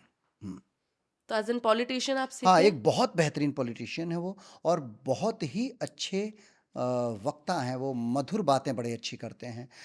मैं एक महुआ का एक शो होस्ट कर रहा था, तो 14 घंटे मैंने नॉन स्टॉप बिना किसी टेलीप्रॉम्प्टर। टेलीप्रॉम्प्ट के मैंने वो शो होस्ट किया था। वाओ! तो मुझे अनुराधा पौडवाल जी ने कहा था कि मैं 25 साल के करियर में मैंने पहली बार एक ऐसा लड़का देखा है जो बिना किसी प्रॉम्प्ट के 14 घंटे नॉन स्टॉप बोलता है, ये मैंने कभी नहीं दैट्स देखा। इनक्रेडिबल। तो एक ये कॉम्प्लीमेंट मिला था। एक तिवारी जो मिसेस तिवारी चैनल की ओनर थी महुआ प्लस की, उन्होंने कहा था कि मनोज तिवारी जी के बाद लगता था कि उनसे बेहतर मुझे एंकर नहीं मिलेगा कभी, पर जब से आप आए तब से मनोज तिवारी जी की कमी को आपने भरा है। मीन्स मनोज तिवारी जी को एक वक्ता के रूप में देखिए कहाँ कहाँ लोगों ने कहा कि भोजपुरी के सबसे बेहतरीन वक्ता थे वो, तो वो हैं। वेल, इनके हिसाब से बहुत अच्छा जवाब इन्होंने दिया। तो सेकंड जो है रवि किशन जी। रवि किशन जी एक बहुत बेहतरीन अभिनेता हैं, हुँ। बहुत बेहतरीन अभिनेता हैं, पर उनको बेहतरीन डायरेक्टर मिले तो। जब डायरेक्टर उनको एक एक्टर के रूप में लेता है तो वो बहुत अच्छा काम करते हैं। स्पेशली अगर मैं कहूँ तो वो भोजपुरी में रवि जी से पता नहीं लोग करवा नहीं पाते हैं, या रवि जी का इतना भौकाल है कि रवि जी कर नहीं पाते हैं। पर रवि जी जैसे ही हिंदी में जाते हैं, मतलब उनके सामने आप किसी भी दिग्गज अभिनेता को खड़ा कर दीजिए, करेक्ट। रवि जी 20 पड़ जाएंगे। Well said. और रवि जी इतने बेहतरीन अभिनेता हैं, और रवि जी भौकाली बहुत है। वो जहाँ खड़े हो जाते हैं ना, मुझे अगर सच में एक और पूरी इंडस्ट्री में सारे एक्टरों को खड़ा कर दीजिए और एक और अकेले रवि जी को खड़ा कर दीजिए, तो वो जो पर्सनैलिटी भौकाल है। बनाएंगे, वो जो पर्सनैलिटी है ना, तो सब दब जाएंगे, मुझे लगता है ऐसा। तो राइट। रवि जी के अंदर ये है। तो पॉलिटिशियन नहीं अच्छे लगते हैं वो आपको? मैं रवि जी को एज ए पॉलिटिशियन उतना नहीं देख पाता हूँ जितना एक अभिनेता के रूप में देखता करेक्ट, हूँ। Correct, correct. तो रवि जी मेरी नज़र में पॉलिटिशियन तो हैं ही हैं, इस समय सांसद हैं, तो सांसद साहब पॉलिटिशियन हैं तो ही तो बने हैं, करेक्ट। और लोगों ने पसंद किया है उनको। पर एक अभिनेता के रूप में मैं रवि जी को 100 में 95 मार्क्स दूंगा। दैट्स हाँ, तो बहुत आपने अच्छा जवाब दिया। अब तीसरा नाम है पवन सिंह जी। पवन सिंह, पवन जी एक बेहद ही मधुर सिंगर हैं। एक इतने मधुर गायक हैं, वो इतना मीठा गाते हैं कि मुझे लगता है कि जो पवन सिंह से बेइंतहा नफरत करता होगा, हुँ। बेइंतहा, वो इंसान भी जब पवन जी का गाना सुनेगा तो उससे प्यार करने लगेगा। पवन जी बेहद मीठा गाते हैं, ये एक अच्छी क्वालिटी है उनमें। क्यों आपको पवन सिंह जी सिर्फ़ सिंगर पसंद है एज़ एन एक्टर या एज़ एन पर्सनैलिटी, इंसान नहीं पसंद? देखिए, उनसे मेरा बहुत ज़्यादा मतलब उनसे बहुत ज़्यादा मैं कभी कनेक्ट रहा नहीं। हम लोग 2-4 बार 5 बार जो मिले वो अवार्ड शो में मिले, और 2 फ़िल्में मैंने किया, लेकिन फ़िल्म करने के दौरान भी मैंने एक चीज़ पाया कि उनकी अपनी एक अलग दुनिया है, एक अलग भौकाल है उनका भी। उनके आगे पीछे इतने लोगों की भीड़ है कि वो उन्हीं लोगों में गुम रहते हैं। हुँ। तो मैं बहुत ज़्यादा कभी कनेक्ट हो नहीं पाया, और मैं बड़ा एक सिंपल सा इंसान हूँ, मुझे दिखावा कभी पसंद नहीं आया। मैं आज भी डबिंग के लिए जाना हो, एडिटिंग के लिए जाना हो, तो मैं अकेला जाता हूँ। मैंने अपना ड्राइवर भी नहीं रखा है। 3-3 गाड़ियाँ हैं, सब रखी पड़ी हैं गाड़ियाँ, लेकिन मैं अकेले ही जाता हूँ। क्योंकि मुझे लगता है कि मैं बड़ा सिंपल, मैंने कहा ना, मैं सिंपल जीवन बहुत ज़्यादा वो करता हूँ। तो मैं वो सिंपल से जीवन में ज़्यादा खुश रहता हूँ, और मुझे दिखावा वाला या फिर जो बहुत भीड़ में रहते हैं उन लोगों से थोड़ा कट के रहता हूँ। तो एज़ ए इंसान मैं उनको कभी ऐसा ऑब्ज़र्व नहीं किया। एक अभिनेता के रूप में मैं अच्छे अभिनेता हैं, पर जिनसे मैं सीख सकूँ वो नहीं है। करेक्ट। हुँ। ओके। दिनेश लाल यादव जी। दिनेश लाल यादव निरहुआ एक बेहद ही अच्छे इंसान, बेहद ही अच्छे इंसान, सबसे प्यार से बोलने वाले इंसान, सबके साथ घुल-मिल कर के रहने वाले इंसान के रूप में मैं दिनेश लाल यादव उर्फ़ निरहुआ जी को जानता हूँ। क्यों एक्टर और सिंगर और पॉलिटिशियन? एज़ अ सिंगर उनकी आवाज़ वो नहीं है, जो किसी को एज़ अ सिंगर पसंद आए, वो हिट हुआ उनकी किस्मत है। दिनेश जी की आवाज़, ये मैं नहीं बोलूँगा, कोई भी बोल देगा कि सिंगर वाली आवाज़ नहीं है। हुँ। एज़ अ पॉलिटिशियन मैंने उन बहुत ज़्यादा ऑब्ज़र्व किया नहीं है उनको, पर मेरी शुभकामनाएँ हैं कि भविष्य में जब कभी भी, इस बार वो हार गए, पिछली बार जीते थे। भविष्य में मेरी शुभकामनाएँ हैं कि जब भी वो इलेक्शन लड़ें, हर बार वो विजयी हों, महादेव का आशीर्वाद उनके साथ बना रहे। पर मैं जो उनके बारे में जो फीलिंग रखता हूँ, मैंने बोला उनके। खेसारी लाल यादव जी। खेसारी लाल यादव एक बहुत ही अच्छा एंटरटेनर। खेसारी बाबू, एक सेकंड, खेसारी बाबू क्यों? खेसारी जी बोल सकते, खेसारी बोल सकते। खेसारी बाबू से मेरी एक बार बात हो रही थी, मेरे ख्याल से 3-4 साल पहले की बात है। ऐसे बातचीत में हुई, तो मैंने बताया खेसारी बाबू कि ऐसे ही उम्र पे बात हुई, तो ये मैंने कहा कि मेरी तो ये उम्र है। तो बोले, बाबा मैं आपसे 6 साल छोटा हूँ। तो मैंने कहा, अरे वेरी गुड यार खेसारी बाबू, तब तो हाँ, आप मेरे प्यारे बाबू हैं। और उस समय से मैं उनको खेसारी बाबू कहता हूँ, जब भी हमारी मुलाकात होती है। और तब खेसारी से वो बाबू बाबू बन गए आपके। बहुत अच्छे इंसान हैं, एक गुड एंटरटेनर हैं। मतलब उनको कहीं पे भी खड़ा करिए तो लोगों को एंटरटेन करते रहते हैं वो। तो एक गुड एंटरटेनर है वो। सिंगर? सिंगर ठीक-ठाक है, मतलब ऐसे सिंगर नहीं है जो मतलब लोगों के आइडियल होंगे, मेरे आइडियल नहीं है। मैं as a singer Pawan Singh को आइडियल बोल सकता हूँ। डांसर? हाँ, डांस उनका कमाल है। कुछ एक स्टेप में तो उनकी कॉपीराइट है। कुछ एक स्टेप तो उनको मतलब अभी एक और अभिनेता हैं, अपनी फ़िल्म के प्रमोशन के दौरान उन्होंने डांस किया था। वो जिस तरीके से कमर हिलाया था उन्होंने, तो उनका मीम्स बहुत बना और उनके मीम्स के आगे खेसारी लाल यादव का वो कमर वाला स्टेप अच्छा। डाला गया। तो वो जो एक डांस स्टेप है खेसारी लाल यादव का समथिंग कुछ ऐसा हाँ, कमर करके हिट है, है। वो जितनी खूबसूरती के साथ खेसारी बाबू करते हैं, मुझे नहीं लगता है कि और कोई कर पाएगा। डांसर का माहिर से माहिर हो, इवन डांस डायरेक्टर ही हो, तो वो डांस उतनी खूबसूरती से वो स्टेप नहीं कर पाएगा। अब लास्ट एक्टर है, वो है यश कुमार। यश कुमार से बहुत कुछ सीखना है। यश कुमार ने चैलेंजिंग रोल करना 2015 में शुरू कर दिया था, जब मैंने पहली बार एक फिल्म की थी मैंने, रंगदारी टैक्स, श्री प्रकाश शुक्ला, गैंगस्टर जो श्री प्रकाश शुक्ला थे जो मारे गए, उनके ऊपर काम करना था, तो मैंने पूरे बाल मुड़वा दिए थे। और अच्छा। फिर इतने इतने जब बाल आए उसके बाद मैंने शूटिंग शुरू की, उसके लिए मैंने 5-6 किलो वजन भी कम किया। तो एक चैलेंजिंग रोल किया, फिर मैंने उसको लगा कि अभी नया क्या करूँ, तो मैंने बिटिया छठी माई के किया। बिटिया छठी माई के में मैंने पेट निकाला पूरा बकायदे, 3 महीने तक दाढ़ी छोड़ दिया, 4 महीने तक कोई काम नहीं किया और बैठा रहता था, पेट ऐसा हो गया था, ढीला आदमी हो गया था। तो वैसा रोल भी मैंने किया।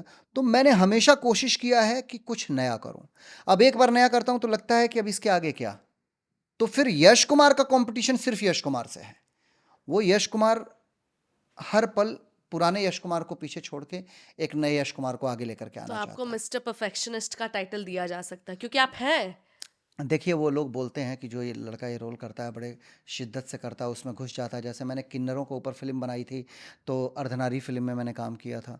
तो वो जो बॉडी लैंग्वेज थी वैसा अभी तक तो किसी ने नहीं किया। तो मुझे बहुत कमेंट्स आए, बहुत सारी चीज़ें आई। इवन हमने एक फ़िल्म की थी थोड़ा गुस्सा थोड़ा प्यार, उसमें जो मैंने हकला करके बोला था, वो जो चीज़ें थी, तो मैं करता रहता हूँ। और मैं यश कुमार को अभी एक ही चीज़ कहना चाहता हूँ कि यश कुमार, अभी बहुत कुछ सीखना है, बहुत कुछ करना है। अभी तक तुमने जो किया है वो सिर्फ 5% है। 5% में तुमने 102 फिल्में की हैं, 95% काम तुम्हारी ज़िंदगी का अभी बाकी है। ओके, अब हीरोइनों के बारे में पूछते हैं। ये तो रहा हीरो के बारे में, जो आपका परसेप्शन है। आप सोचते हैं कि कौन किसके लिए बना है या कौन सही है। हीरोइनों में आप सबसे टॉप पर किसको देखते हैं आज के टाइम पे? मैं टॉप और सेकंड और थर्ड की बात नहीं करता हूँ। आप हीरोइनों का नाम लीजिए तो मैं बता सकता हूँ कि उसके बारे में मेरी क्या राय है। रानी चैटर्जी। 1-2 फ़िल्में काम किया है, मतलब एक वक्त में वो हीरो लोगों के बीच में अकेली लड़की ऐसी खड़ी हो गई थी, जो थिएटर के ज़माने की बात है। आज की लड़कियां सिर्फ सैटेलाइट को लेकर के खड़ी हैं। रानी चटर्जी इकलौती एक्टर थी जो हीरो के साथ साथ में एक अलग हीरो बन करके खड़ी हुई थी, जिसकी थिएटर में फिल्में सुपर हिट होती थी, हम्म। जिसने निर्माताओं ने कमाया भी और निर्माता बर्बाद भी बहुत हुए, क्योंकि ज़रूरी नहीं है हर फिल्म चलती है। करेक्ट। तो रानी चटर्जी एक हीरो थी एक ज़माने में। आज के डेट में उतना वो नहीं चलती हैं। और मेरी अच्छी दोस्त थी, कभी बीच में थोड़े मनमुटाव हुए हमारे और हम एक दूसरे से बात नहीं किए, फिर बीच में काम नहीं किया। अब कभी मिलते हैं तो हाय हेलो हो जाता है। तो रानी चटर्जी के बारे में ये कहूँ। अंजना सिंह? अंजना सिंह के बारे में एक चीज़ कहूँगा, not because she was your x. नहीं, मेरी एक्स वाई जेड से कोई मतलब नहीं है। ना मैंने कभी एक्स को लेकर के बात किया, ना वाई जेड किसी को लेकर बात नहीं किया। अंजना सिंह एक बेहतरीन अभिनेत्री, सबसे बड़ी चीज़ टाइम की बहुत पंक्चुअल, बेहद टाइम की पंक्चुअल। तीसरी सबसे अच्छी चीज़ कि अगर प्रोड्यूसर के पास सुविधाएं नहीं है, उनको उनके पैसे से मतलब है और काम से मतलब है। प्रोड्यूसर के पास सुविधाएं नहीं है तो कोई टेंट्रम नहीं है बाकी के हीरोइनों जैसे, ये उस दौर की मैक्सिमम हीरोइनों में था। तो अंजना सिंह के अंदर ये देखा है मैंने कि एक बेहतरीन अभिनेत्री, एक अच्छी डांसर, और सबसे अच्छी बात है कि काम को लेकर के जो पागलपन है, वो मैंने पागलपन नहीं देखा है बहुत लोगों में। अक्षरा सिंह? अक्षरा सिंह के साथ मैंने पर्सनली कभी काम नहीं किया है, नहीं, पर किया है आपने, हालांकि वो आपकी वो हीरोइन नहीं थी। वो एक बहुत छोटा सा उनका एक गाना बन रहा था, उन्होंने बोला था मुझे कि जीजू आ जाइए, तो मैं चला गया था। तो वो एक उनका गाना था जिसमें उनका कॉल आया था कि यश जी आपके साथ एक गाना करना है, तो मैंने कहा बिल्कुल कर लीजिए। तो मैंने उनका एक गाना किया और मैं रिस्पेक्ट करता हूँ उस अभिनेत्री की। उस अभिनेत्री ने मुझे उस गाने का एक बहुत अच्छा मेहनताना ऑफ़र किया और मैंने कहा नहीं, चूँकि आप लड़की हैं और आप खुद के दम पे आगे बढ़ रही हैं, अच्छा काम कर रही हैं, तो मैं आपसे पैसे नहीं लूँगा। और उसका रिस्पेक्ट भी किया उन्होंने। मैं अक्षरा सिंह के साथ कभी काम नहीं किया हूँ, पर इतना देखा है कि उस लड़की ने खुद के मेहनत पे उसे गिराने की बहुत कोशिश की गई। उस लड़की को इंडस्ट्री से उखाड़ के फेंकने के लिए बहुत कोशिश की गई, बहुत सारी चीज़ें की गई। इवन हम कहीं बैठे रहते थे तो जो बाकी के लोग थे वो उसके बारे में उल्टा सीधा बोलते थे, मैं उसको प्रोटेक्ट करके बहुत सारी बातें करता था। बीच में एक सिंगर ने उल्टा सीधा गाना भी गा दिया था। इंडस्ट्री का इकलौता आदमी था जो लाइव आकर के बोला था कि इस तरीके की किसी अभिनेत्री के खिलाफ इस तरीके का गाना नहीं गाना चाहिए, ऐसा वैसा। लेकिन बाद में उसी सिंगर को लेकर के बाकी के लोगों ने काम किया। तो ये इंडस्ट्री की एकता के बारे में बता रहा हूँ। सो अक्षरा सिंह ने खुद के दम पे खुद को खड़ा किया है। सो एक बहादुर लड़की है और कमाल की बहादुर लड़की है। काजल राघवानी। काजल राघवानी बहुत प्यारी लड़की हैं। काजल राघवानी, मैंने काजल राघवानी के साथ एक ही फिल्म किया था 2014 में, और बहुत प्यारी अभिनेत्री हैं। एक ही फिल्म कैसे किया था आपने? जितना मुझे पता है आपने अपने होम प्रोडक्शन से। हाँ, मैं वही बताने आ रहा हूँ, पूरी हाँ। चीज़ बताने जा रहा हूँ। 2014 में मैंने एक फिल्म की थी काजल राघवानी के साथ, दिल लागी तो से लगन। और बहुत प्यारी इंसान है, अच्छी दोस्त रहीं। और उसके बाद से फिर एक लंबे अंतराल के बाद 2021 में मेरे होम प्रोडक्शन की फिल्म थी दंडनायक। क्यों उस फिल्म का एक वीडियो बहुत वायरल हुआ था, उसकी वजह से क्या आप लोगों ने सोच लिया था कि दूसरी बार फिल्म ही नहीं करनी है? नहीं, वो किसिंग वीडियो वो किसिंग वीडियो एक्चुअली फिल्म के गाने के अंदर 10-12 सेकंड का ही था, लेकिन उसे म्यूज़िक कंपनी ने हिट कराने के लिए, मूवी के हिट कराने के लिए डायरेक्टर वगैरह ने मिला। ये मेरे को बाद में चीज़ें पता चली कि उसी किसिंग सीन को लेकर के एडिट कर करके 2 मिनट का किसिंग सीन वायरल कर दिया था। तो मतलब इतना वायरल हुआ वो किसिंग सीन की, मतलब ओह! आप लोगों ने कसम खा ली कि काम ही नहीं करना। नहीं, नहीं, ऐसा कुछ नहीं है। काजल राघवानी और मैंने काम इसलिए नहीं किया कि कुछ वजह रहीं, नहीं काम किया। लेकिन फिर बाद में 2021 में हमने काम किया। मैंने उनको ऑफ़र किया फ़िल्म और उन्होंने काम किया। एक अच्छी दोस्त थीं वो, हैं और हमेशा रहेंगी। निधि झा। निधि झा एक अभिनेत्री जो कुछ भी काम करती थी, अगर उनको अच्छा लगता था तो वो बहुत मेहनती लड़की। लाइक गैंगस्टर में उनका परफॉर्मेंस देख करके मुझे बहुत अच्छा लगा था, गैंगस्टर दुल्हनिया। फिर उन्होंने एक फ़िल्म मुझे ज़बरदस्ती दिखवाई थी, आप प्लीज़ मेरी फ़िल्म दिलवर देख लीजिए, दिलवर देख लीजिए, बहुत अच्छी फ़िल्म है। और जब मैंने देखा तो देखने के बाद से 4 बातें उनको खुद से सुनाई थी, ये आप जानती हैं। क्योंकि कहानी क्या थी मैंने तुरंत बताया कि इस कहानी में इतना झोल है, इतनी कमियां हैं कि क्या बताऊं मैं। और मैंने उस समय उस निधि झा से एक वादा किया था कि आपके करियर की बेस्ट फिल्में यश कुमार एंटरटेनमेंट की होंगी। मैंने ये वादा किया था उनसे, और मैंने उस वादे के तहत उन्हें लेकर के यश कुमार एंटरटेनमेंट से बेटी नंबर 1 बनाई, जो आज भी वो बोलती हैं, यानी कि आप बोलती हैं कि आपके करियर की सबसे खूबसूरत फिल्म है बेटी नंबर 1। फिर मैंने आपको लेकर के बिटिया छठी माई के पार्ट 2 बनाई, one of the best film. Ardhanari आपके करियर की one of the best film है। तो ये जो फिल्में हैं जो हमने बनाई हैं वो बहुत दिल से बनाई हैं। जानवर, अच्छा उसमें मुझे याद आता है कि अचानक से आपने कहा कि मुझे एक ऐसा रोल करना है जिसमें मैं गोबर पाथूं, चिपरी उपरी डालूं। हाँ, क्योंकि मैंने कभी ये सब कभी किया नहीं था, नहीं तो मैंने कहा था ये भी मैं आपके लिए करूँगा। और मैंने आपके लिए फिर फिल्म बनाई थी जानवर और तो इंसान। ये तो आप सिर्फ फिल्में हमने की है वो बता रहे हैं, आपने तारीफ नहीं की है। तारीफ में मैंने देखे, जितनी हीरोइनों का तारीफ आपने किया, सारी चीजें बताई आपने, निधि झा के बारे में ज्यादा कुछ बताया नहीं। एक जानते नहीं है डांसर क्या आप? के बारे में अगर मैं कहूँ कि एक डांसर के बॉडी में जो एनर्जी होती है वो एनर्जी मैंने आपके बॉडी में देखा।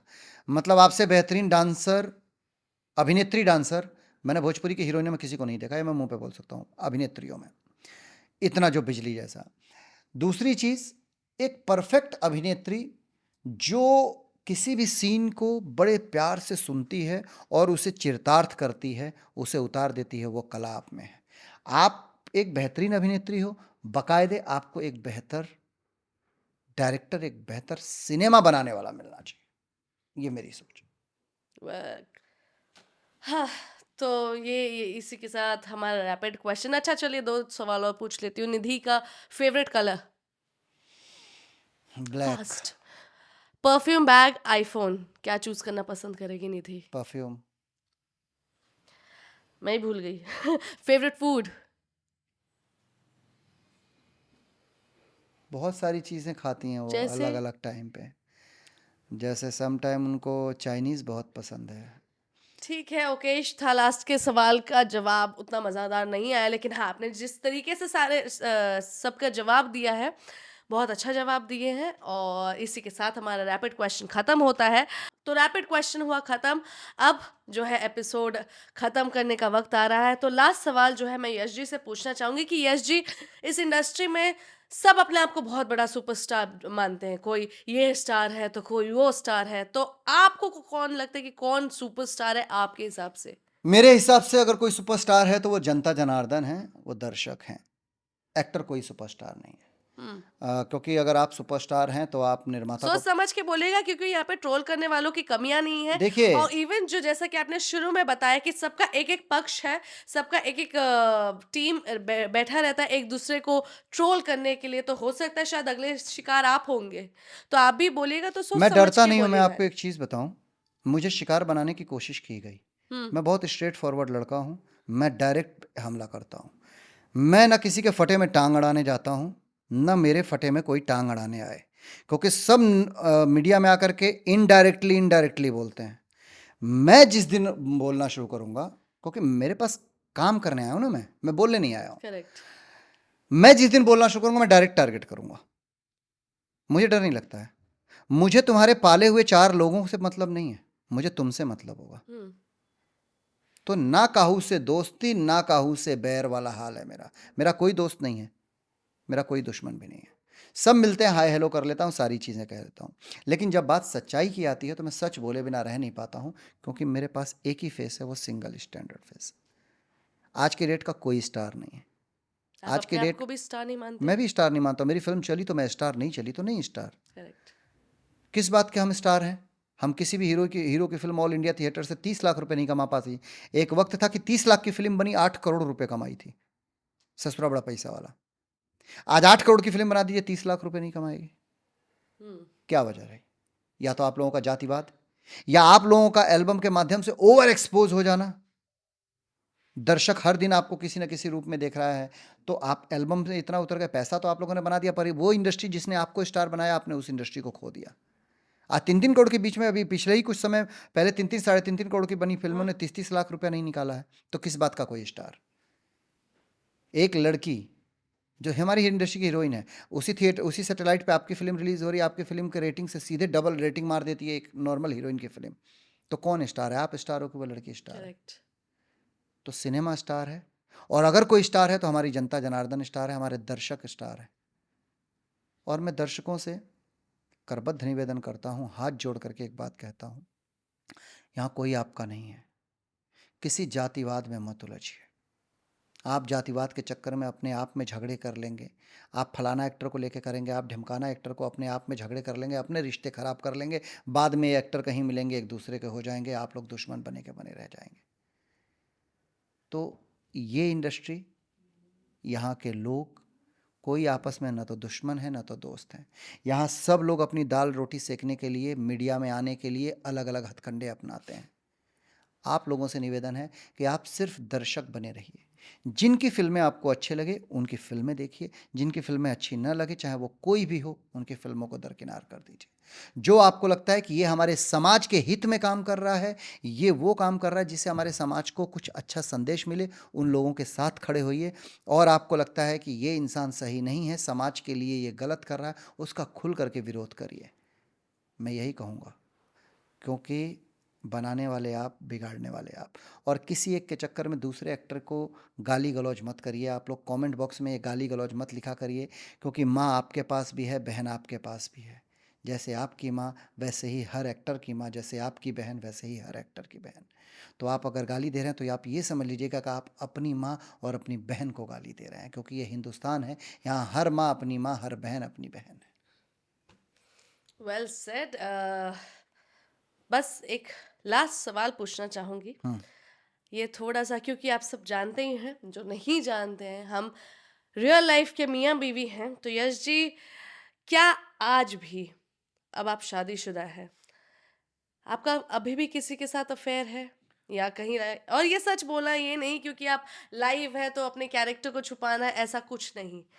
क्या आपको अभी भी लगता है कि आपका डायरेक्शन कहीं और जा सकता है? बिल्कुल नहीं। ऐसा है कि मैं अपनी जगह पे काम को लेकर के इतना सीरियस रहता हूँ, आप जानते हैं।